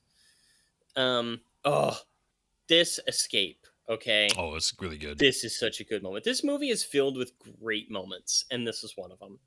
This is a villain moment to the nth degree, and it also just shows how terrifying Magneto is and mutants could be. Like, one of the things these movies don't do very well is show why we shouldn't be afraid of mutants. Like, we should be afraid. They're terrifying. Yeah. This is horrifying. And you and I have had this discussion. We don't believe that humans are inherently good. They are in some ways, but they're also incredibly corruptible. And to have power like this, I think, would be one of the ultimate corruptions. Yeah. Well, it is human beings, you would have just as much of a chance of them, oh, this is a rough scene too. Just, again, this guy's a sleazy person. I mean, they introducing him, but you also like, did he deserve this? Does anybody deserve this? Yeah, man. Ripping out of all of his just. But also the acting, the look of satisfaction that you get on Magneto's face. The blood mist effect is a little bit dated for sure. But also just the idea of, I mean, you and I have discussed certain types of landmines and the terrifying work that a couple ball bearings can be when they're propelled with the right kind of force. That, all you would need is a few of these things. Yeah. And I like the effect that when he flattens out the one ball into like a little disc. Yeah. It has like the remnants of blood in it. Yeah, it's just you kind of see this little gooiness to it. Yeah. Yep, you can see it there. It's not perfectly. Yeah, it's just some. Yeah, but also too, this is a good example too of creatively using Magneto's powers, which is kind of cool. Yeah. Although he definitely does a little bit of a pose there, which it's all right. Yeah, but there's something to it, like his glee. Okay. Yeah. He has been captured there for a while. He's been tortured, so I get the glee against those guards, but it is just that, Magneto's not a good guy, but also the way that, his various encounters and interactions with people, you can't entirely blame his attitude towards people in some ways. It's a doesn't justify him, but at the same time, the opening of the first film, that tragic Holocaust sequence, how he experienced imprisonment there, and I mean all those things. It's just a people suck in general type situation, right? Yeah, it is. And this whole scene, like I said, is supposed to be. It was written very specifically to be like a Yeah, gay coming coming out scene. They worked with multiple people, including Ian McKellen, to make sure of that. Ian McKellen wanted it to reflect that. Well, it was And very this was much. around the time that the X-Men comics started moving less away from like the civil rights movement as a metaphor with mutants, more into LGBTQ metaphor. And frankly, that like it wasn't a good shift for me. And maybe it's just because I grew up conservative, but it also started making the already rather sexual X-Men comics even more about sex and sexuality. And it just started to make things get gross. I remember a couple of years ago reading a couple of X-Men comics, and there was literally like Jean Grey, Cyclops, and Wolverine thruple going on. And it just, I think that the X-Men comics really got way out of hand with its emphasis on sex and sexuality. Yeah. It started to get just kind of gross. And this movie was, I think, a large part of it. And really towards the beginning of that transition from kind of civil rights, equal rights to more of born different LGBTQ stuff. Yeah. And there's some people have started to apply a lot of that to this movie in retrospect, even so much so as saying that the character of Jason. Oh, I'm sorry. What were you saying? I'll get to it. No, you're good. I was just gonna say there's a way that you can make that allegory that doesn't bother me, but yeah, it gets like in so many things these days, the nuance of it and the way that you make those points is really getting lost. Mm-hmm. Like I mean, also, good. I need to tell you something. The brother who turns them in, okay, Iceman's brother. Yeah. That actor's name is James Kirk. Seriously? Yes. Aw. You had parents that were cool, but also kind of mean. This interaction between Nightcrawler and Storm, it's another one of those quiet moments in between everything exciting. It builds relationship. It builds perspective. And gets those points of the movies across without being... It's like... It's a sledgehammer of dialogue, but the way that it's delivered and written makes it more acceptable, Yeah. Because we've talked about exposition the saturation. and character and stuff like that. There's just a little bit too much versus stuff when it's done well, it's acceptable. And that's one of those moments for me where it's done so well that it becomes acceptable. Have you ever tried not being... It's a kind of a cringy little line there, even though I know that there are many people who did experience a version of that, so I get it. Yeah, that's one of those things. I'm like, okay, yeah, and I know why they put that in there. Okay, do you feel like Jean's too much time has gone by here as far as, it's been all night? Like, if they were just going to Boston, this is all on the East Coast, right? The amount of time I don't know, I feel like the timeline is a little bit weird as far as Jean and Storm. What were they doing all night? Were they just, hanging out with him? Just laying low? This is I do like him getting shot. Like, this whole thing is this cop that shoots him. This is a tiny little role, but he does a good job just being very Boston. Well, but he's just just the shaky rookie, kind of a thing. But this this is also this family would have nothing but their worst fears confirmed by what goes down here. Yeah. Well, that's part of the point. And you the sound effect there. This whole scene had to be rewritten because it was too expensive. The original thing was to have Pyro be a lot more destructive and there to be a little bit more of an action sequence with Iceman being involved trying to protect the cops, ending in Storm actually flying down with rain to put out the fire. And I think that this is one of those things where those limitations ended up helping because it actually has Rogue uh, like learning to accept her powers and having her powers be more useful. And oh man, the mix of CG and practical Yeah. here though is so good. Like Well, the just- explosions oh, of the yeah. cars, you can A tell good they actually blew fireball a with car with, sky like, with a high with cop car. gasoline. I mean, that's it's a cinema classic, right? But it's done very well here. Mhm. Yeah. Now, Yeah. I don't know enough about the practical, but I feel like he has adamantium over his skull, right?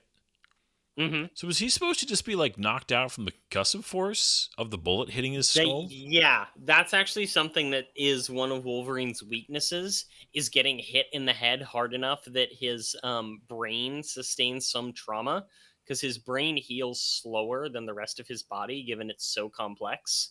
So it's a little bit of a cop out. I think that it's a little bit longer than it would have been in most I other just say a situations. 9mm. I'm not sure. Yeah. Anyways, yeah. It always seemed like it was convenient because it was just long enough to let this whole thing happen and kind of calm down for him to wake up. They could have at least made it a 45. Yeah. Okay, the CG of the jet landing there, you could see the resolution's not quite up to spec. No, there's a little bit of a matte line around it as well. I like the crick of the neck, because it's just like his head got wrenched so bad. That cop. Because that's just like a Glock 17, right? Yeah, I mean that's a 17 or 19, something like that. But Yeah. just it's definitely. I mean, it's sad because it is a situation where his family just would. This would be it. I mean, like, how would you come back from this? Right? Like, all of their fears confirmed. Yeah.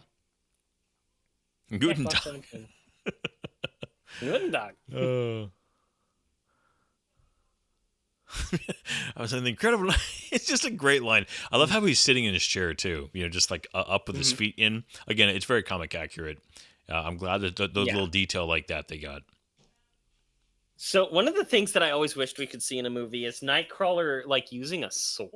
That's one of the things. He had this romanticism, especially about like pirates and Zorro and stuff like that. And he would use the sword in combat.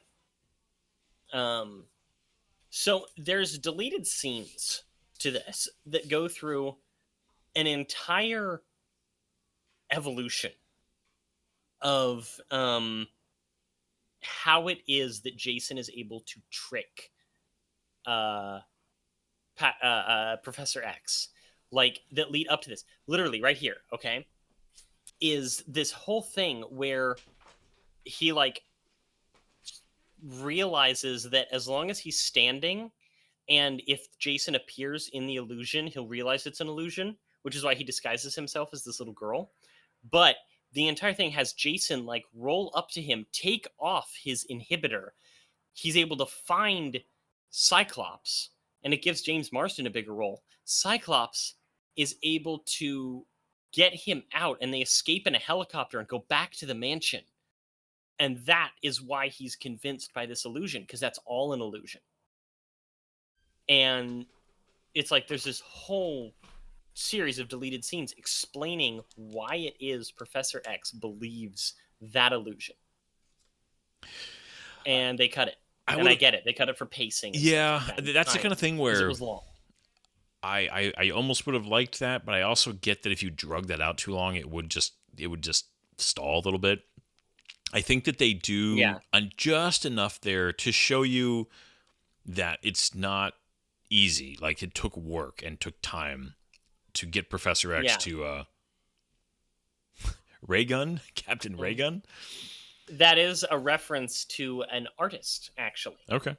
Not an X-Men character like you might expect, but actually to an artist, Ray something, but his nickname was Raygun. And they reference him in actually a few different comic book movies. But okay, so Jason appears as a little girl in order to ease still with the eyes. Professor X in to manipulate him, and still got the heterochromia, very groovy mutation. But people today read into this movie a lot. And there's all these things about how there's this whole allegory for the movie for the LGBTQ and X, Y, and Z. And in today's world, you have people sitting here saying that, oh, it being a little girl actually represents that Jason was probably trans. And it's just like, guys, there's one thing between having a scene and some metaphor about the difficulties and family dynamics about homosexuality versus like, oh, it's 25 years ahead of its time and this is what it actually means now, when the deleted scenes show that no, he just knows how to manipulate Professor X. It's really strange stuff. This F-16 pilot, by the way, this guy's got some spheres on him. Right? I mean, like, he stays locked in. Mm-hmm. He's flying way too low. Yes, well, I mean, that is a common jet thing, right? And he would be shredded by a tornado. Yeah. So I'm hoping like, if you can see the tornado, that means there's enough debris to turn it into a wall of sandpaper that's going to shred a human being. Yeah. Well, not to mention, I mean, yeah, it would...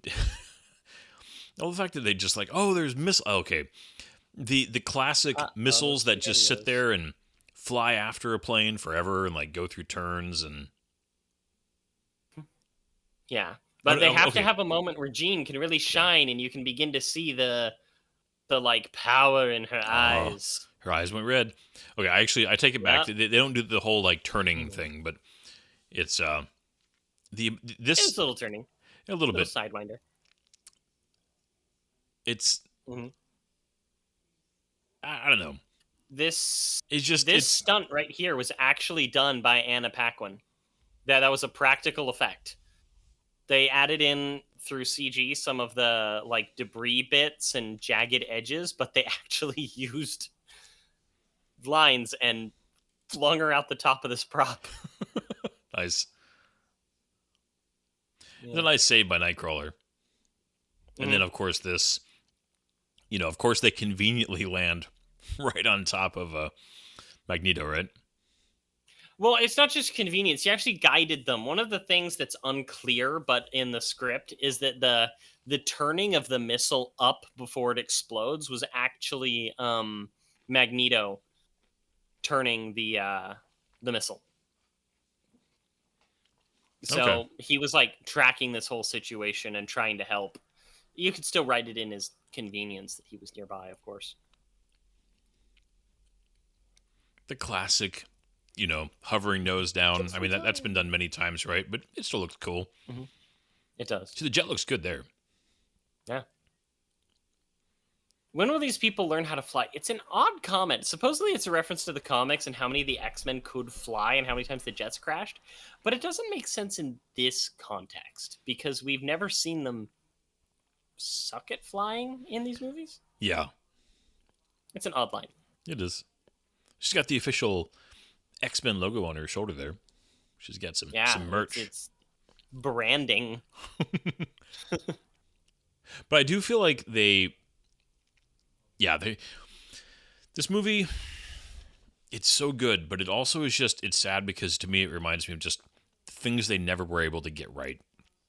They were never able to go on and do the Dark Phoenix story right. They were never able to go on and do Rogue's character justice past this. Hot take. Go ahead. You can't do the Dark Phoenix storyline right because the Dark Phoenix storyline inherently sucks ass. All right. I actually do. I want to hear this, man. Give me the spiel. The Dark Phoenix, it's not interesting. It's that like, oh, it's the great overpowering ultra force of all creation and life. And she's so powerful and there's nothing you can do to stop her. Oh no. Like, it's just every single adaptation I've seen of it, I've hated. I read the comics. I read the comics when they brought the Phoenix Force back. I read the comics when they had the Phoenix 5. I hate the Phoenix Force. I think it's stupid. I've never liked the adaptations. The obsession that the comics have with Jean Grey and the Phoenix Force and the Summers family is so overdone and so overdramatic. And I don't like it. I don't think it's a good storyline. I think it's just one of those very trite, basic storylines of here's this character who's all sweet and innocent. Oh no, now she's corrupted by this great power, and it's such an overwhelming power that you'll never win against it no matter what you do, because it's literally the force that was used to create the whole universe. And the only way that you can stop it is plot convenience. Yeah, it's the power of love, man. The power of love. That's the power of love. Don't. I hate it so much. Sorry. So, no, I know that a lot of people from the X-Men '97 show really like that. I feel like version. that was a I decent think maybe because I couple didn't grow parter. up with it. Yeah. I didn't like it. Okay, I wanted to point out in the Mhm. because as they were talking there, every time the detail on Mystique that you still see the scar, the 3 scars from when Wolverine stabbed her in the first movie. Yeah. It's one of those tiny little details that it makes me happy that they did it. Mhm. Yeah, no, I like this also because it gives a good reason for Nightcrawler to still be with them. It makes him continually relevant instead of just plot dressing. yeah, Because they had so many mutants that they needed to juggle in this movie, and they were going to bring back more. They weren't actually going to have Lady Deathstrike. You did it to me. Sorry, I hate man. you. They were going to have him be Sabretooth back from the first one. They were also going to have another fight scene incorporated into the climax featuring a mind-controlled Toad. What was Ray Park busy doing this time? I remember seeing it in one of the videos that he was busy, but like, what was he doing? Oh, I didn't actually see that part. Let me look that up. The thing is, I was told the stuff that I read said that it was because it was too expensive. So let's see what he was doing around this time. Well, I think it was Don't Heavy Face, Spoilers that brief mentioned that cameo he in was Solo. busy, and I'm like, this was years after Phantom Menace, so it wasn't that.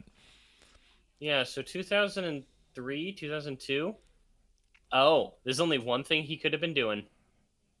Ballistic X versus Sever. Oh no, Dude, we should watch that one. oh that was Antonio Banderas and Lucy Liu. Yeah, oh my gosh, it's such Genuinely a bad considered movie. One of the worst movies ever made. That is- 3.7 out of 10 on IMDb. For some reason, that movie always I think of it together with the movie was it The One with Jet Li and Jason Statham? The Matrix ripoffs. Yeah, there are quite a few, and universally they're awful. Yeah, that's the only way to put it. Just universally horrific. Yeah. You had that good kiss. God. They've all got the merch on now. They must have had a, like a locker on the, the jet with like the sweatshirts. That would be their survival gear is all embossed. and branded. Oh my gosh. I do love this. I really like this conversation. Yeah. And they end up using it and kind of a reformed version of it in X-Men First Class. Yeah, and it is that I mean, there is that constant. Oh gosh, just put up a regular tent. Anyways. Yeah, but it's sci-fi. It's cool. But the idea of how much, and I actually do. Okay, this is just kind of like, all right. You even got the belt buckle, the X belt buckle. Mm-hmm. I remember, like, the first time I saw this, I was so mad. I'm like, you're cheating on Cyclops, you bitch. I was so mad. I was like 13. Mystique, what's her name in the comics? The actual person's name? Raven Darkholme. Raven, that's right. She is a complicated character, right? Very. In fact, here's one of the weird things. All right, in the comics, she's Nightcrawler's mother. That's right. I forgot about that. She's not necessarily an immortal, but a near immortal. And she's very complicated. One of the limitations of her power is that she can change her form, but she can't change her mass. So if she's impersonating somebody like the Blob, she's still going to weigh like 160 pounds. So that's one of the ways that you're able to tell whether or not it's Mystique, is if she matches the density. The one. Sorry, I got distracted by looking at some of the trivia on Ballistic X versus Sever and how it's just one of the worst movies ever. I love one thing this movie also does pretty good is the little lines that Logan does. You know, just the like when he gets the bub earlier, right there. They're on order. They'll be here in a few years. Just this moment. I'm glad that they acknowledged this.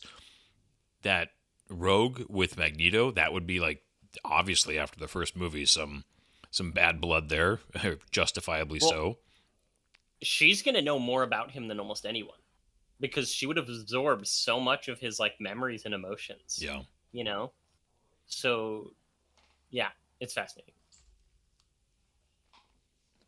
And then this is something that's actually like related to cultish behavior. Okay? Like, what's your name?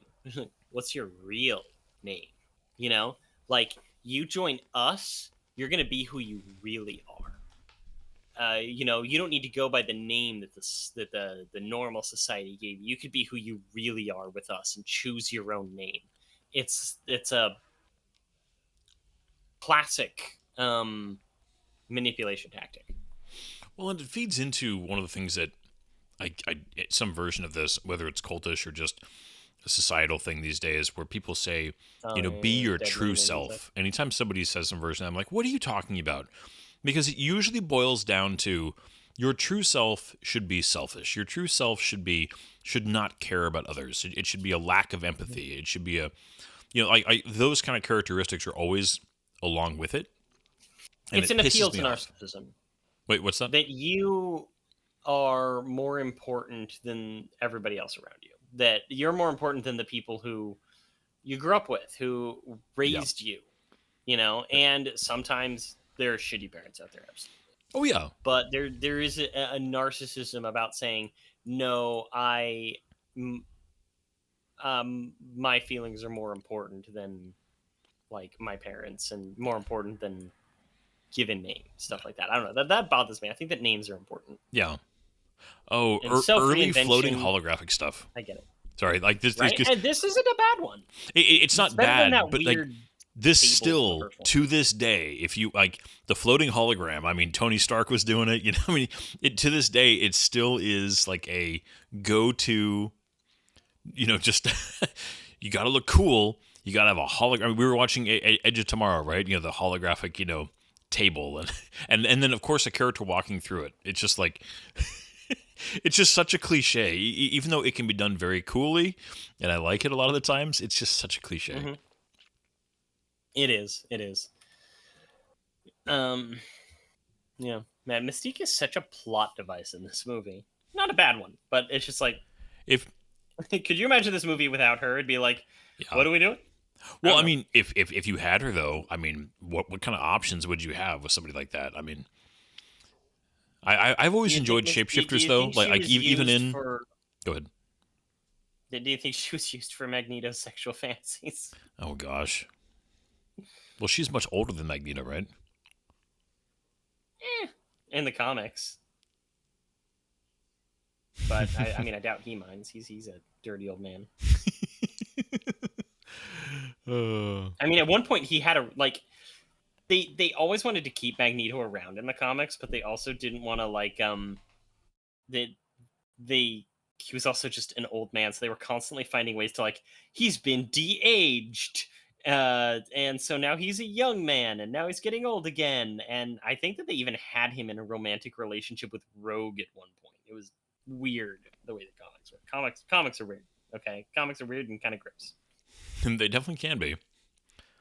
Definitely some. Okay, the guy's holding. Sorry, he has it's either a Walther or because there was two versions of it. The P99. That's a Walther P99. Well, so Smith and Wesson made an American version of it that looks identical. So it could be one of those two. Oh. But yeah, it's a gun that you don't see a whole lot. It was big in the Brosnan Bond movies, but I do like here that just almost immediately is like just gets that nope, this isn't it. And because he would know about Mystique. There's even a Mystique thingy reference in on his computer that you could see earlier in the movie. Love the finger as she slides through. Right. It's just great because she's got so much attitude, right? Yeah. That's one of the things about her character that they do so well is that she's overflowing with attitude all the time. The And wave here, it's kind of perfect. just the like. Brian Cox, he does a great job being Mystique, right? Oh, one of my favorite things in this movie, in these movies in general, is people like having to pretend to be Mystique, pretending to be them. Yeah. It's such a fun thing because they Well, just get to act goofy and be goofy. Yeah, this series did it, and then there actually were quite a few mask moments in the Mission Impossible series where you had like Philip Seymour Hoffman having to act like Tom Cruise, stuff like that. You know, in 3. I mean, there's just whenever you have that with good actors, you just usually get some comedy for sure. Yeah, it's a blast. See what you did there. Okay, the one of the soldier series got a very distinct face. I feel like he was he in Stargate. I feel like he was in Stargate at one point. He's got a very distinct. You know who I'm talking about? Point that to me. I gotta point him out again here, but he's got a She's open the spittle by doors. Is I'm it trying to this think of- guy who's tall with the big nose? Oh, he is in Stargate. He was a Tok'ra. He was a Tok'ra who was actually a Goa'uld, but he was pretending to be a Tok'ra. He was right over Brian Cox's shoulder there. Yeah, I know who you're talking about. Yeah. Yeah, he's listed in here as Wilkins because I was actually trying to find him. But yeah, also. he's got a really cool, distinct face, like just that, like his like the way his eyes and nose are shaped, and jaw. He's just like I don't know. He's got a very distinct, recognizable face. Yeah. Very cool. And anyways, yeah, there's a couple. I was looking for him because he looked familiar to me. Also, I was scanning IMDb, but I also didn't want to like take my eyes off of the movie. Yeah. Watching the movie, you got to see it. Yeah, Striker Soldier Lyman. Yeah, that looks like him. Let me see here. He was on Caprica. He was on 24. Yeah, he shows up as a villain Smallville. a lot because he's one of those character actors that when you see him, you immediately go, Yep. he is a villain. Tanith. That's it. He was Tanith. He was such an asshole. Oh yeah. Freaking Tok'ra. For those of you who haven't watched Stargate, the Tok'ra are dicks. High and mighty jerks. Well, I mean, They no, had wait, I'm moments. thinking of the Tok'ra. I'm And thinking I of mean, the other guy. Using Not the Tok'ra. it was a great way to have Jacob as Sam's dad stay in the series. Like that was a line they brought up several times that I enjoyed quite a bit. Okay, I'll admit I wasn't actually thinking of the Tok'ra. I was thinking of the other guys, the super advanced humans. The guy who played Jigsaw was one of them. Oh yeah. The Talos or no? Begins with the T. Yeah, because of the T. That's why I was confusing him with Tok'ra. Dang it, that's gonna bug me. Now I need to Google it and feel like a stupid It is. guy. I've lost my my brain has stopped working. Tolan. The Tolan. Tolan. Because they ended up getting wiped out though. So They did. They did their own. Yeah, It was the Tolan. it was Remember they got hubris. genocided? Yeah, it was hubris. Yeah. By their own hubris. Womp There's a womp. very green quality to this bunker. You notice that? Yes, I think that there kind of needs to be. It's kind of a visually distinct thing because this was actually reused sets from the bunker underneath the X-Men thing. They built it in a huge aircraft hangar. It was one of the largest sets ever built at the time, and they just wanted its own distinct style to differentiate it, and they give it kind of this greenish quality because it's very underwater. It's meant to be kind of labyrinthian and gross, and Yeah. it also connects it to the visions that they had of Wolverine's past. It's meant to be a visual motif, Definitely a green filter applied to that. But right? and I mean to be fair, Like the Mexico filter. if you have concrete with a lot of moisture, you will get kind of a greenish, mossy tint to everything, just in the air. I do like the I don't know, just the I mean, it's a classic shot of like lips to the ear type of a thing, right? It's been done many, Mhm. many, many times, but it is effective. It's just really focusing on the influence, but also it's unsettling. Hmm. It's intimate. Yeah, And it's that kind of intimate that feels a little oogie because the majority of times that it's used to represent manipulation. yeah. Well, because it's the idea that yeah, human beings when they get that close, it's always either in love or in use, right? Mm. And Yeah, and that's and a good way of putting the it. yeah, and the fact that when you're using somebody in a way that when it's good is something reserved for people who who have that level of right, because when intimacy is trust, right? That is Mhm. the most important element of healthy intimacy is a level of trust that you rarely find, right? Mhm. And so when somebody's acting that way and it's the opposite, right? Where there's deceit happening, it immediately, like a human being reacts to that very, very strongly. Yeah. It's effective. Now, There you I go. was certain that this actress who plays the little girl went on to go like do other things and be like in stuff and important and stuff like that, or a bigger actress, I should say. It's like, nah, not really, not at all. Got a flip a Um, Hummer. Oh, yep. Scott. But like, even the fight scene that they have here with him isn't great. It's No, just kind of like he's in the hallway, he's launching things. Um, they don't do anything very this creative with it. this girl here who's with the blanket, she looks kind of Native American. Um, is supposed to be a character from the comics called Danny Moonstar. She was heavily featured in the New Mutants movie with Maisie Williams as Wolfsbane, and Anya Taylor Joy as Magic. The character was also heavily featured in what's it called? X Men Evolution. They had to have shot this in an There's actual an dam or something episode because there. you don't replicate this many generators for the heck of it. No, I think that this was actually part of the set that I was talking about. Part of that Really? big like warehouse hangar. You can tell by the floor. Hmm. I think that they used just one or two and had digital replication. Okay. They also use I'm not this. positive on that. I could be wrong. I mean, they do use this fight, in a way that kind of sets the Yeah. ending. Because again, and you've talked about this many times, you need to get a clock running. Whenever you have a finale, most good finales, have something that starts going that puts kind of a ticking clock in the audience's mind. And for good and for bad sometimes, but you had to get that going, right. You had to put some urgency in this whole thing. Mm-hmm. Like, and this moment is good. Like his genuine terror at that moment is good. Also, where did they get his X-Men uniform? Was he wearing that underneath his trench coat?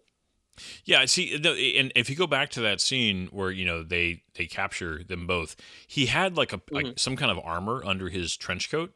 He did have Yeah, that's some what kind of kept him from being chest knocked plate. out by the bullet. Yeah, but he definitely did not have that on. Nah. He's like, oh my leg, oh my gosh. They don't even make this leg injury important to the plot. No, not even a little bit. Like, it's just, oh, she needs to be leaning on somebody, I guess. I don't know.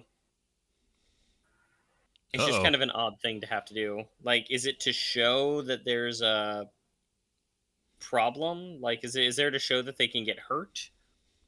I think it's just it's the kind of thing where when you're writing a scene and people fight, especially if they're people fighting who are in love, you have one of them injure the other person for no other reason than it creates drama.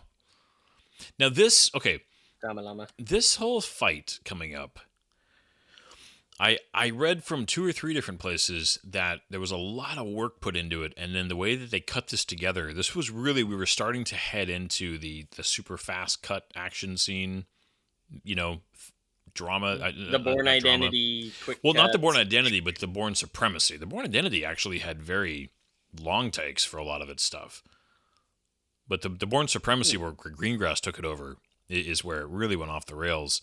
Because this, I like this fight, but they definitely, I mean, I heard that they put so much time into choreographing it well and then just edited it to crap.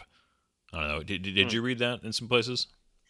A little bit. I know that they had to cut a lot of it down because it was a little bit time heavy, but I didn't read a lot about like that type of editing problems for it.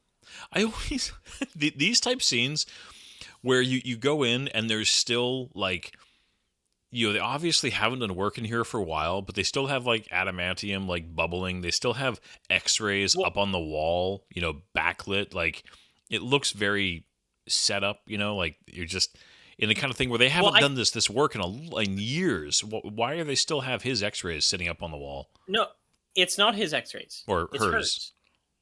You see, it's still being used. He's still experimenting on them. And they do give a good reason for the adamantium to still have to be there with this line coming up right here. Like, there is an explanation for why this would still be set up the way that it is. And because they almost, like, can't change it. This scene right here is actually pretty famous of him, like, running through wearing nothing but a modesty thong. When he goes through that door, they had all the female cast and crew, including James Marsden's mother, on the other side, hooting and hollering at the mostly naked Hugh Jackman, throwing fake dollar bills at him. Okay, I like that.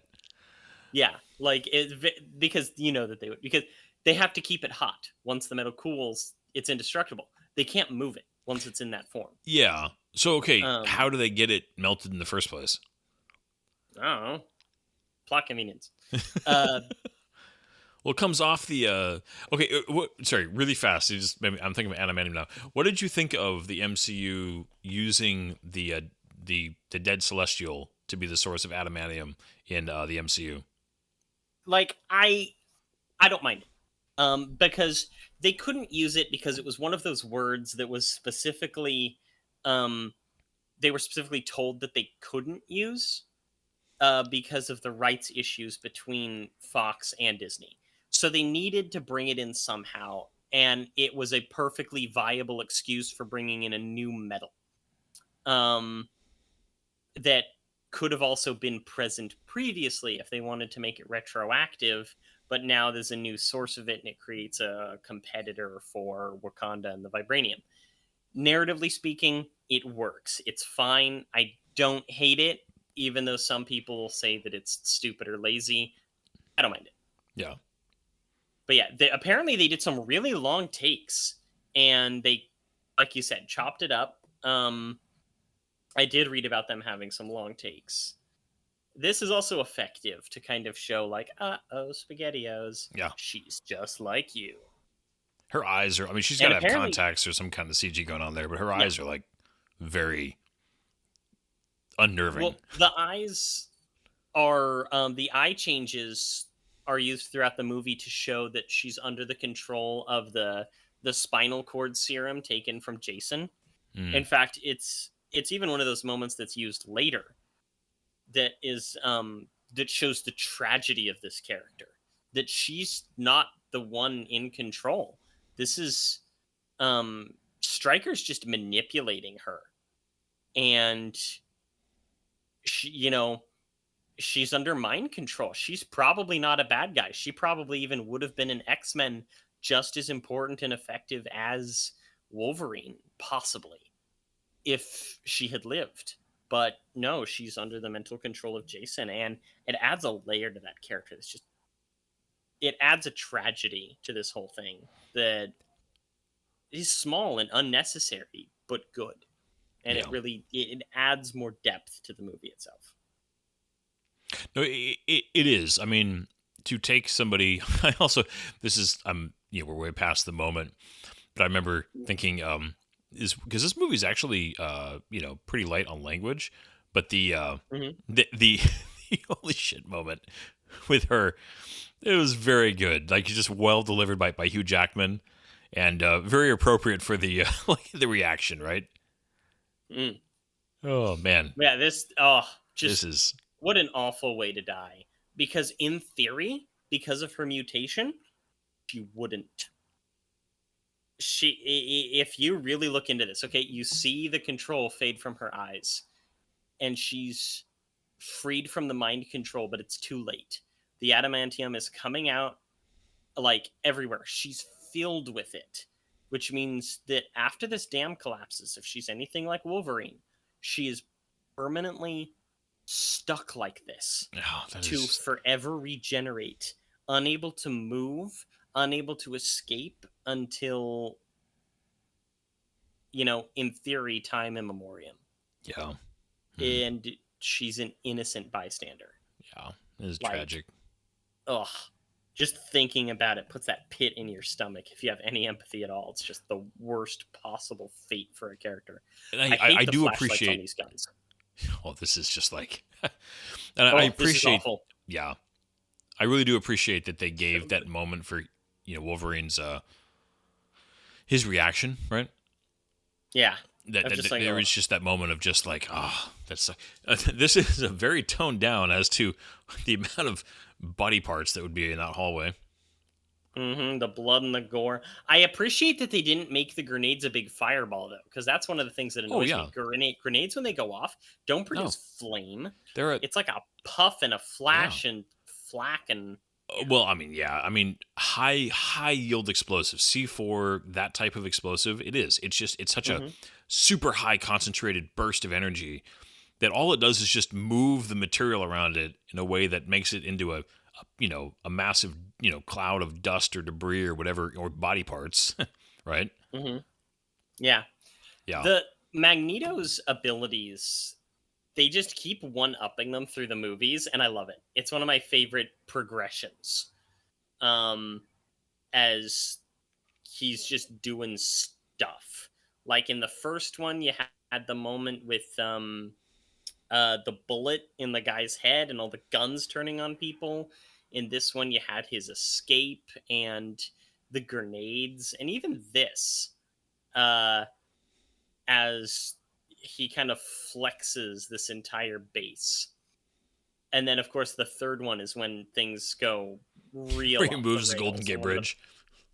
Such a good scene. Yeah. Like, terrible movie, amazing moment. And I like the use of the little waves around his hands. It's a reference to the comics and TV show. Yeah, they always draw it that way. He's using his power, the magnetic waves coming off of him. Yeah. So basically, he just internally did something to Cerebro there. He sent a little shockwave through it. He kind of manipulated it to kind of disrupt the signal, I think. This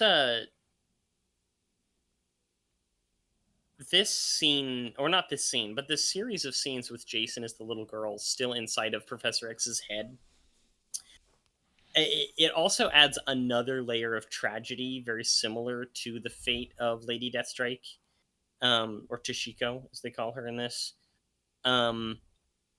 where you get this impression that he's stuck as a little kid.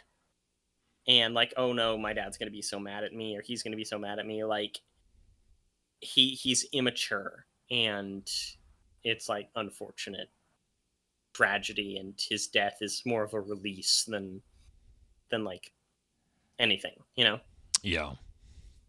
This seems so overly dramatic in an unnecessary way, and I love that they're just like, yeah, we're gonna have him float while he does this. Oh yeah. It's so interesting with Magneto because you do make him tragic, and then at the same time that he was perfectly willing to do this, that he didn't have any real hesitation or ethical problem with, effectively, he'd probably be killing somewhere in the neighborhood of 6.5 billion people. This is genocide, pure and simple. You see that he regrets killing his friend, but he's using, his own weapon. This also shows what he would theoretically do if he had stayed with Charles. This is the single most evil and brutal that Magneto has ever been, I think, in anything. And this is also where it deviates from that comic that we talked about, the um, God saves but humans kill, or whatever the name of the comic was. And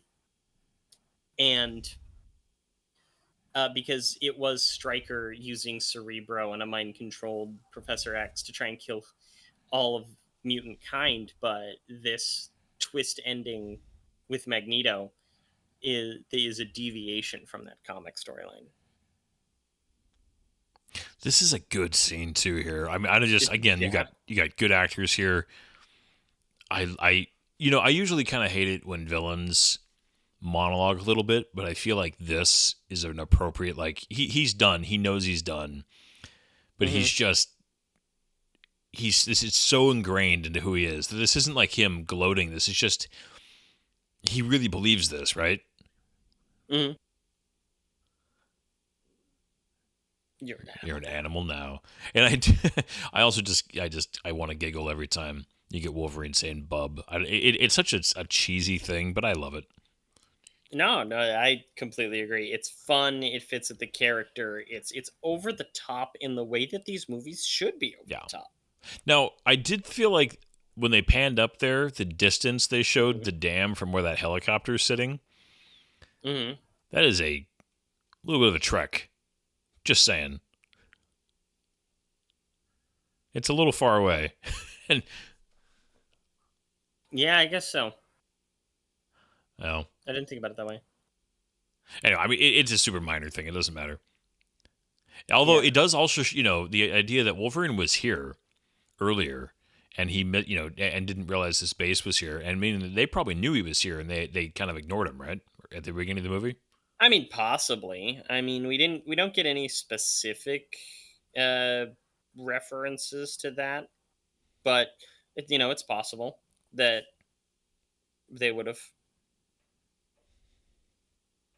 Oh, now I'm thinking about that. I wonder what they could have done with that plot wise. I don't know. So again, I think Professor X, I liked him at the beginning of this.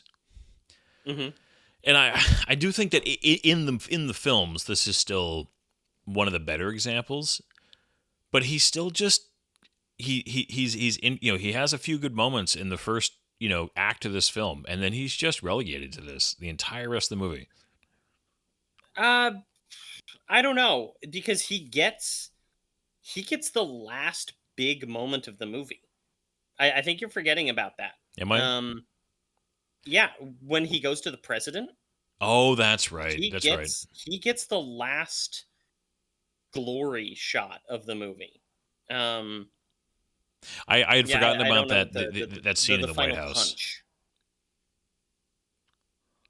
Which I think was necessary because of the reasons that we stated, where he's just kind of like relegated to the side or he's depowered. And I think it was important to give him the final moral victory, because they kind of sell him down the river, as it were. Yeah. I also think that the Stryker here, that he was like, he's moving a little better than I feel like you would, given where Wolverine stabbed him. I feel like he would have punctured his lung or something there. Like he got him like up into like the side of the rib cage with all three. Oh no, I thought he got him in like the bicep tricep area. No, he like went into his side. I don't. God, Bogdan. Love his consistency in that. Okay, this is a weird thing for me. You know how you can have like Pavlovian responses to movies and stimuli, like you're watching something, and suddenly you're transported back to when you were a child and experiencing these things for the first time, right? I remember distinctly eating Lucky Charms while watching this movie, and I want to eat Lucky Charms right now. I would enjoy a bowl have of that Lucky distinct Charms. memory. I really want Lucky Charms right now. I have had a sudden Pavlovian craving for Lucky Charms because of this scene. Specifically, I remember showing this movie to an ex-girlfriend of mine, and her mother used to buy me bags of Lucky Charms marshmallows because she knew that I liked them. Just the marshmallows. And just the marshmallows, yes. And I remember thinking about when I was a kid, I ate Lucky Charms. I was watching this movie and it made me want Lucky Charms. And I had those marshmallows. And I went and grabbed that bag of marshmallows and started eating them. And I ate the whole bag and it turned my poop green. Okay. So, anyway. But yeah, this whole sequence with the way to turn the machine off, I think that this is another one of those things where the limitations that they had informed the movie in a really good way. That, like, they wanted Storm to have more relevance to the plot. They wanted Halle Berry to be more front and center, and they like used that to get Professor X out of his trance. And I think that that was a really smart way of doing it, because $20 says that it was going to be Jean Grey and using her Phoenix powers in order to get him out. And that was going to be kind of one of the big final things. And they decided to use Storm instead to put Halle Berry front and center. I mean, it's a simple solution, but it works. I mean, it would definitely be effective. Although it isn't.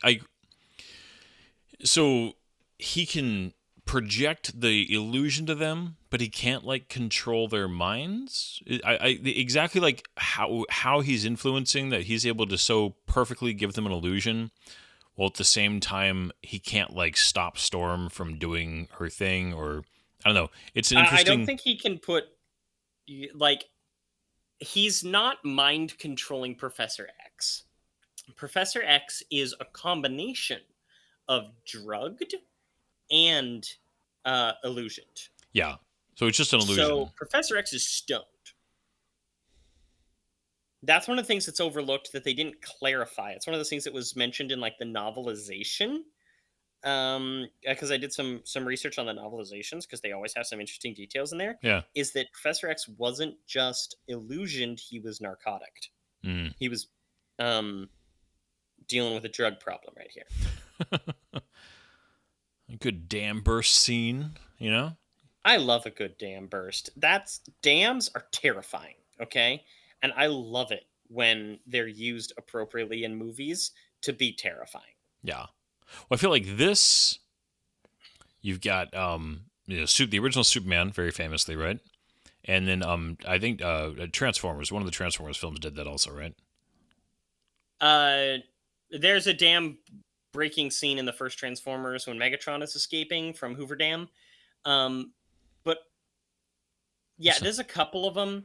Lord of the Rings, okay? Oh yeah, with the Ents. River. Yeah. I recently read, I've read it several times, but in the book Dead of Honor by Tom Clancy, the way that they solve the nuclear ballistic missiles is that by flooding it. They're in a valley, and they have somebody use the old World War II bomb skipping style that was incredibly dangerous from the old dam busters to skip a bomb along a reservoir until the bomb is able to sink down to the base of the dam and blow it up and cover the ICBMs. Yeah, I do remember that. Ugh, I wouldn't go that way.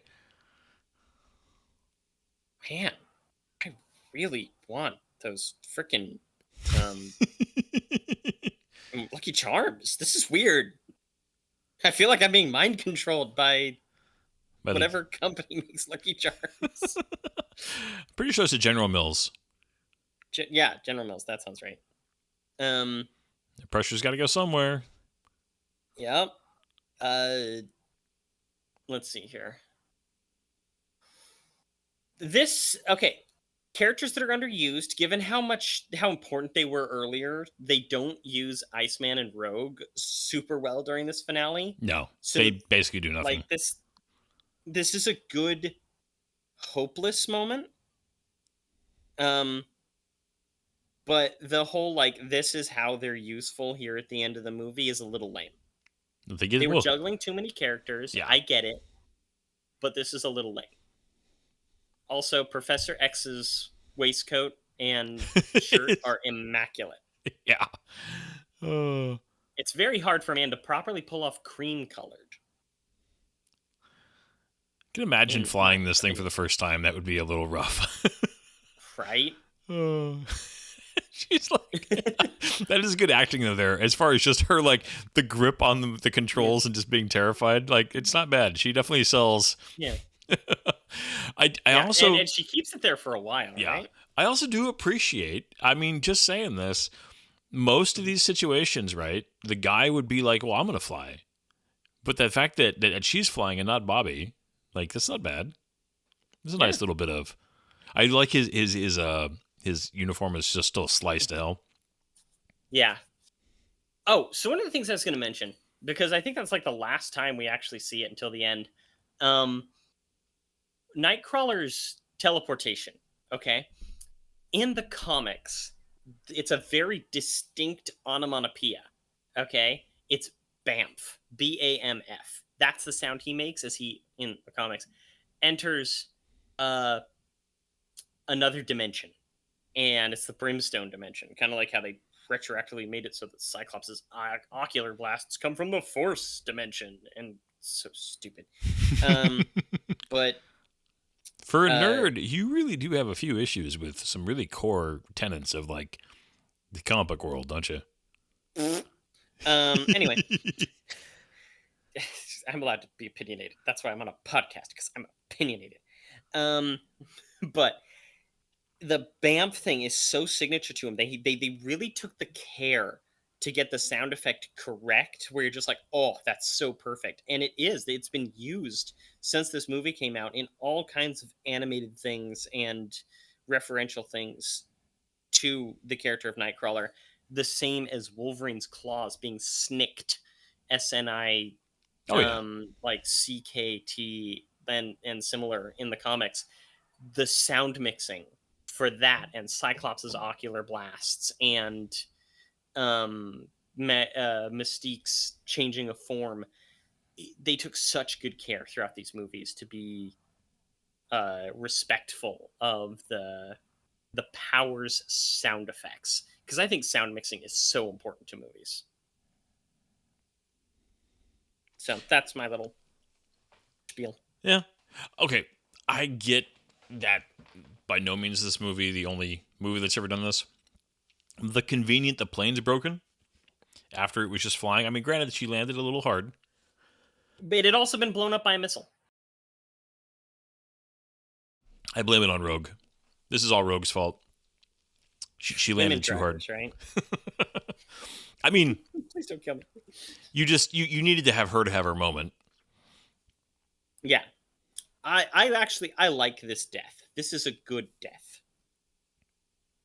Good practical effects there. You can tell they actually took a miniature and they used a miniature or a bigature, I think. Yeah. Concrete and water though have such a distinct look that again I think it's hard to do that justice in CG even these days. Mm-hmm. That's why watching Corridor Crew is we're big fans of. Break down Kingdom of the Planet of the Apes, and they went absolute ape over the shot of the the chimp in the water, or the orangutan in the water.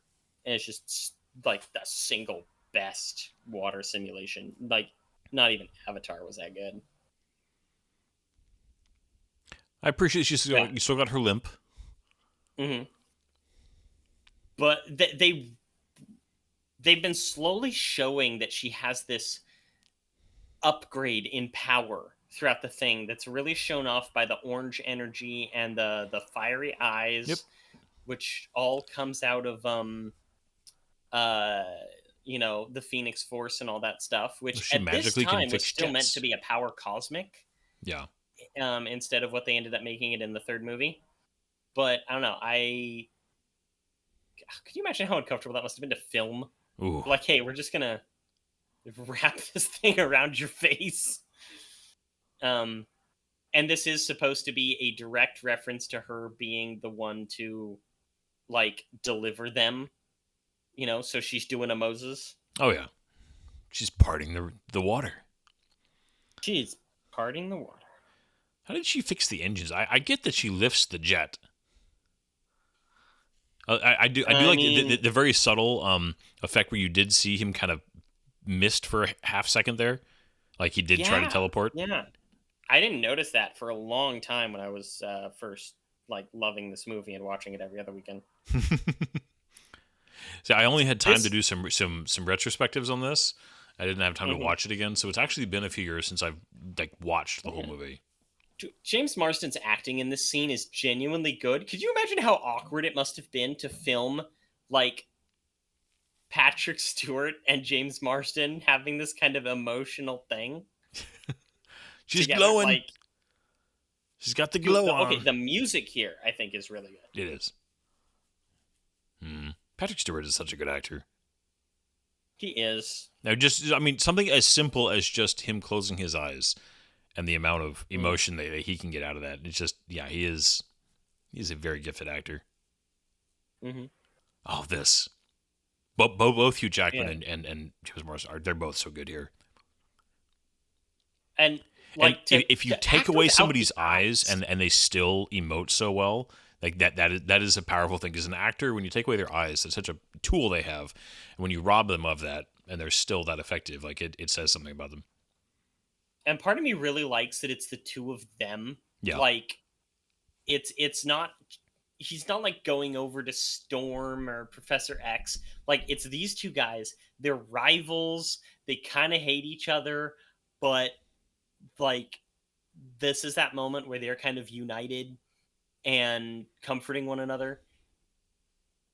And I do really like that. The inclusion of the Psalm 23. Like, just everything about this scene is so perfect. It's good. It elevates the movie so much. Like, what a good freaking climax and ending. Yeah. I think it's great. Oh, it is. It's good. That's a good shot. It's a good wide shot there. The damn, a tiny bit of the era. You can see the compositing, but it still looks really good. Yeah. Yeah. And then this, I had forgotten about this final scene. This is a very effective scene. And they did set up where, he was like, we got to get to Washington. There's, and you get one last moment. The Professor X is, he gets one last moment. It to also kinda shows shine. that this event was so worldwide. It's like they're not just glossing over, like, oh, this thing happened. No. This was a problem. Well, and This isn't going just under the rug, Yeah. There's consequences. Well, and I think it's treating it realistically that if, and most presidents are very prideful men, and if they were attacked that way in their room, so to speak, that they wouldn't just move past that, right? That would be a nope. It's they're going to be, there's going to be a reaction to that. There's going to be action taken because you would feel you came into my home, kind of thing. This is like the most basic looking president ever. Oh yeah. though. Yeah, this is the ultimate nameless president man. Yeah. There was one guy though, he played, he was in 24, he was also in SG-1. He was the president in 24, he became the president in Stargate. He was, yeah. Oh, what's his name? But you know what I mean? Guy. Like, but he played a politician quite often. You know what I'm talking about, right? No, he wasn't the president in 24. He was the Secretary of Defense. He became the president. He was in the final season, the right, little half season they did. He ended up being the president in that.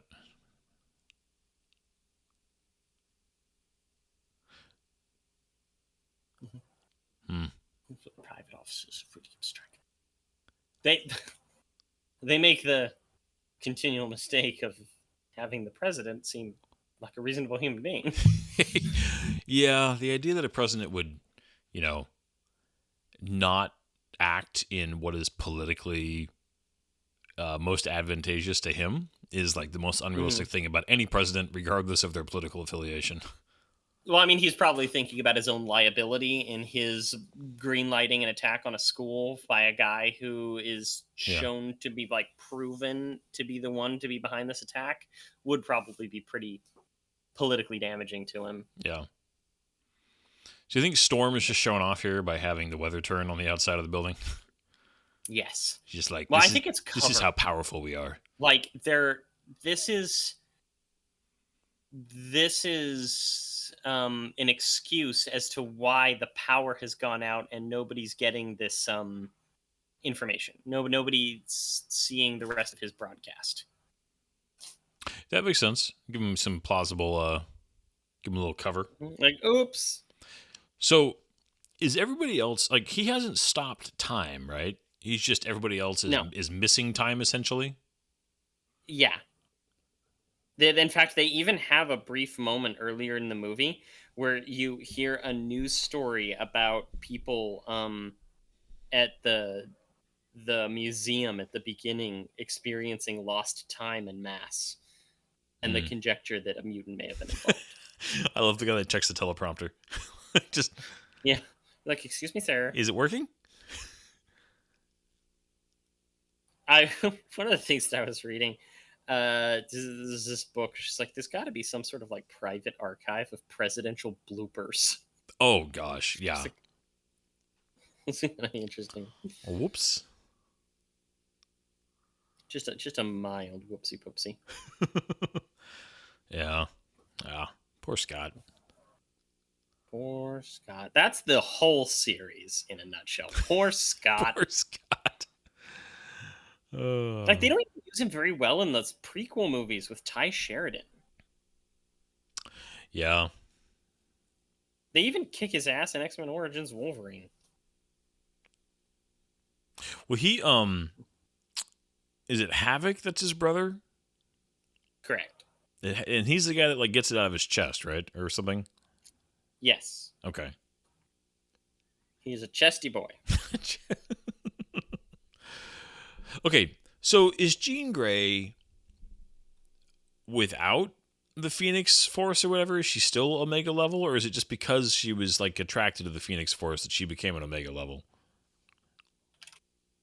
I don't know this kind of stuff. Because she's like up there, right? She's like one of the... Is that the right term? An Omega level mutant? Yes. Yeah, she... Okay, like, let's see. Separate from the Phoenix Force. Is she? Jean Grey is classified as an Omega level mutant based on her own innate telepathic and telekinetic powers. In fact, it is her Omega level status that first attracted the power of the Phoenix Force to her, because other Omega level mutants, such as Franklin Richards, son of Reed... It's one of your favorite characters, right? And Sue Storm. God, it's the same thing. It's the overpowered super god characters. Yeah. I hate them. Yeah. Okay? See, Jean Grey, Phoenix Force, Franklin Richards, Goku, they can go to hell. I mean, this is obviously referencing one of my interesting favorite things, but if you're going to do that type of character, you do them like Q, where you have fun with it, because it lets you get out of the, well, they would just solve it. Because you make it obvious that this person would never be interested in solving it because he couldn't care less. Yeah, that's a good way to put it. And not that Q's a perfect character, but you know what I mean? Like, if you're going to do that kind of character, do it like that. Yeah. I know that I'm beating a dead horse. I know that it's an old argument. And as somebody who absolutely adores Superman, you could even call it hypocritical. Well, but I really don't like that trope. Yeah. Superman... it makes storytelling bland. Superman is different to me, though, because so much work in the best Superman stuff has been put into how he's the only example of a character like that I can think of, and as somebody who's not read even remotely all the comics, but a character where you put a lot of time and work into what do you do with that much power? Like, what is the proper use of that much power? How do you deal with it? And how does it make you feel in relation to the rest of the world as far as your relationship with humans? And, like, good Superman stuff goes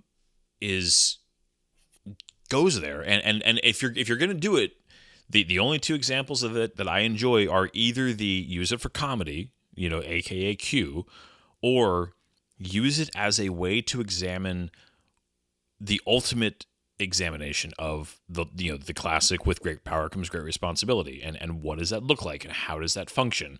And when you take that to a Superman level and you do it in an intellectually interesting and kind of almost quiet way, Yeah. you have something that can be very interesting and very special, because it also is a people think about that all the time. What, oh, if I had that kind of power, okay, let's. That's a really interesting question that most people have thought of, even if it's just for a moment or two. I mean, it's up there with what if I won the lottery, right?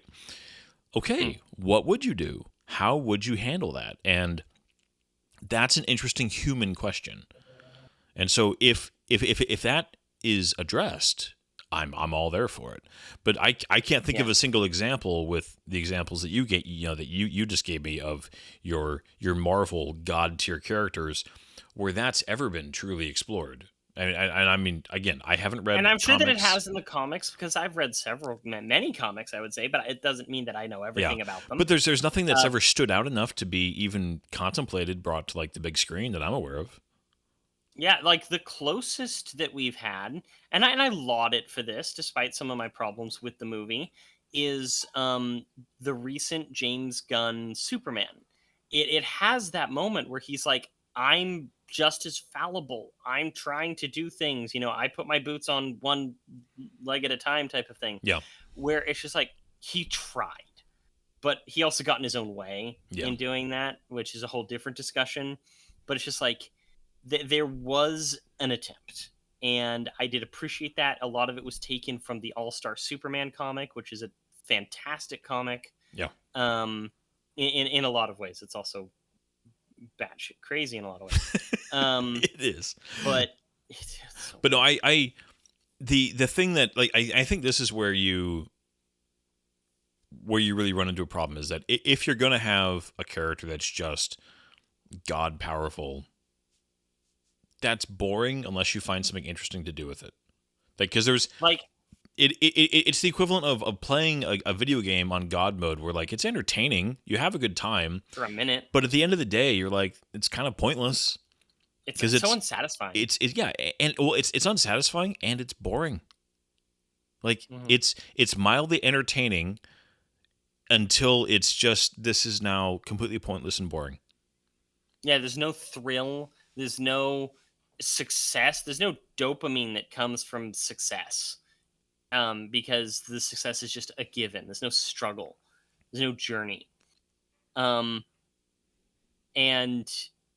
I had a point that I was going to make on that. Oh, you can't do it the Dragon Ball Z way, because they just made Goku autistic.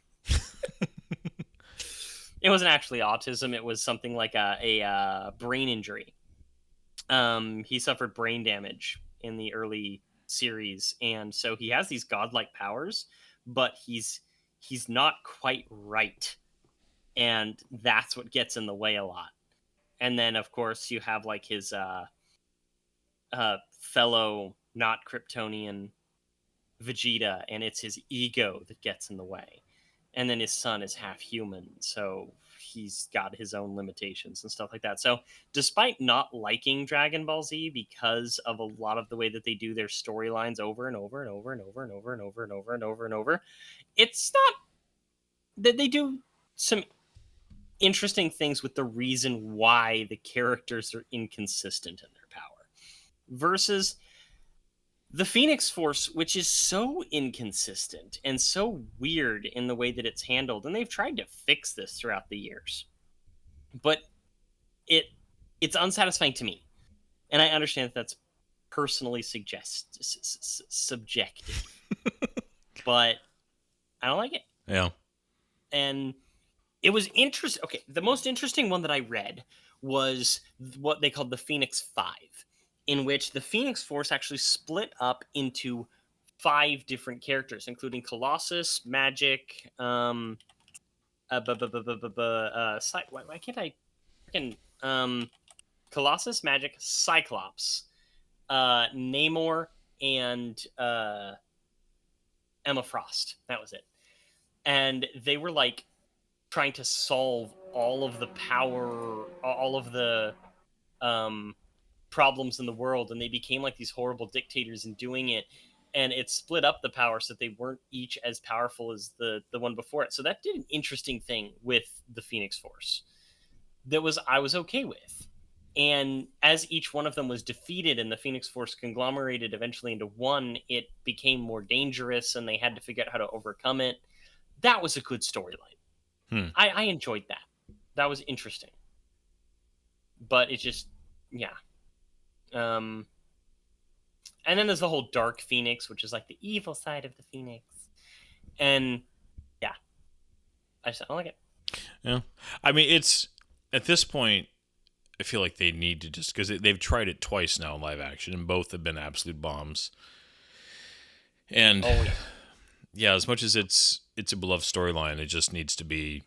I mean, I have no doubt that, as you know, we'll see. Do you think that with Doomsday we're gonna get a look at how the X-Men will be truly launched, going forward in the MCU? Yes, I do. In fact, there's a very good chance that we're going to see it actually before Doomsday. In the Spider-Man? form in Spider-Man. I don't know if this is true, but there's very strong indications that the actress Sadie Sink, best known as from Stranger Things as the character of Max, is going to be playing Jean Grey. Like, the only thing that we've seen of her from behind the scenes and in the trailer very briefly from behind, she's wearing this hoodie ensemble that was straight up worn by Jean Grey in the comic books. Like, it's not subtle. It's like, it's a green hoodie with a yellow under hoodie, and she's got the red hair and finger gloves. And that was worn by Jean Grey in a comic, and where she's on the run, and Sadie Sink is wearing that in the behind-the-scenes photos. So it's very probable that Sadie Sink is playing Jean Grey. Okay. So, I mean, because there's zero chance. There is zero chance that they will not try Phoenix again in the MCU, right? I mean, they can't help themselves. Yeah. And she signed on to a 5-movie deal. Bleh. Yeah. Bleh. Maybe they'll do it well. I didn't think the Infinity Saga could be turned into something decent, and they did really well with that. So maybe I'll be surprised. 3rd time's the charm. I would love to be surprised. Like, I would love to. We've talked about this. I'm more excited to see Dune Part 3 than I am Avengers Doomsday. But I would love to be surprised by going and seeing Doomsday and you and I talking about it and being like, wow, that was actually really good and I loved it. Like, I would be thrilled if that's what happened. I just don't have faith that that's what's going to happen. I think we're going to be like, that is an interesting mess. I suspect it's going to be some version of that. There's a morbid curiosity about the movie more than there is active excitement. Yeah. And I think that that's true kind of across the board in terms of, like, fan response so far. All my kids are all very, like, they want to see it, but it's some version of, like, I want to see what kind of a massive just mess this movie's going to be. How are they some version of how are they possibly going to do that many characters and do anything coherently interesting other than just, it's going to be the Ready Player One of Marvel of just, oh, look at them, and that's it. That's all you're going to have, and it's we'll see. Interesting way of putting it. I recently, my youngest daughter was asking me about Ready Player One and talking about it. We were watching she watched the Caravan and Garbage with me about Ready Player One, and she was asking me about, my thoughts on it, about the book and the movie, and I was talking to her about it. Just the, I'm not a fan of. I actually think the book was way overrated, and I find the movie to be just awful, which is weird to say about a Spielberg film, but. It way too long to get into that right now. We will definitely get to that movie, but it just doesn't have much else to say other than, oh, look at that, look at that, look at that, look at that, look at that, and it's ultimately so shallow that it's frustrating. And I hope that Doomsday isn't that, but I suspect it's going to be some version of that.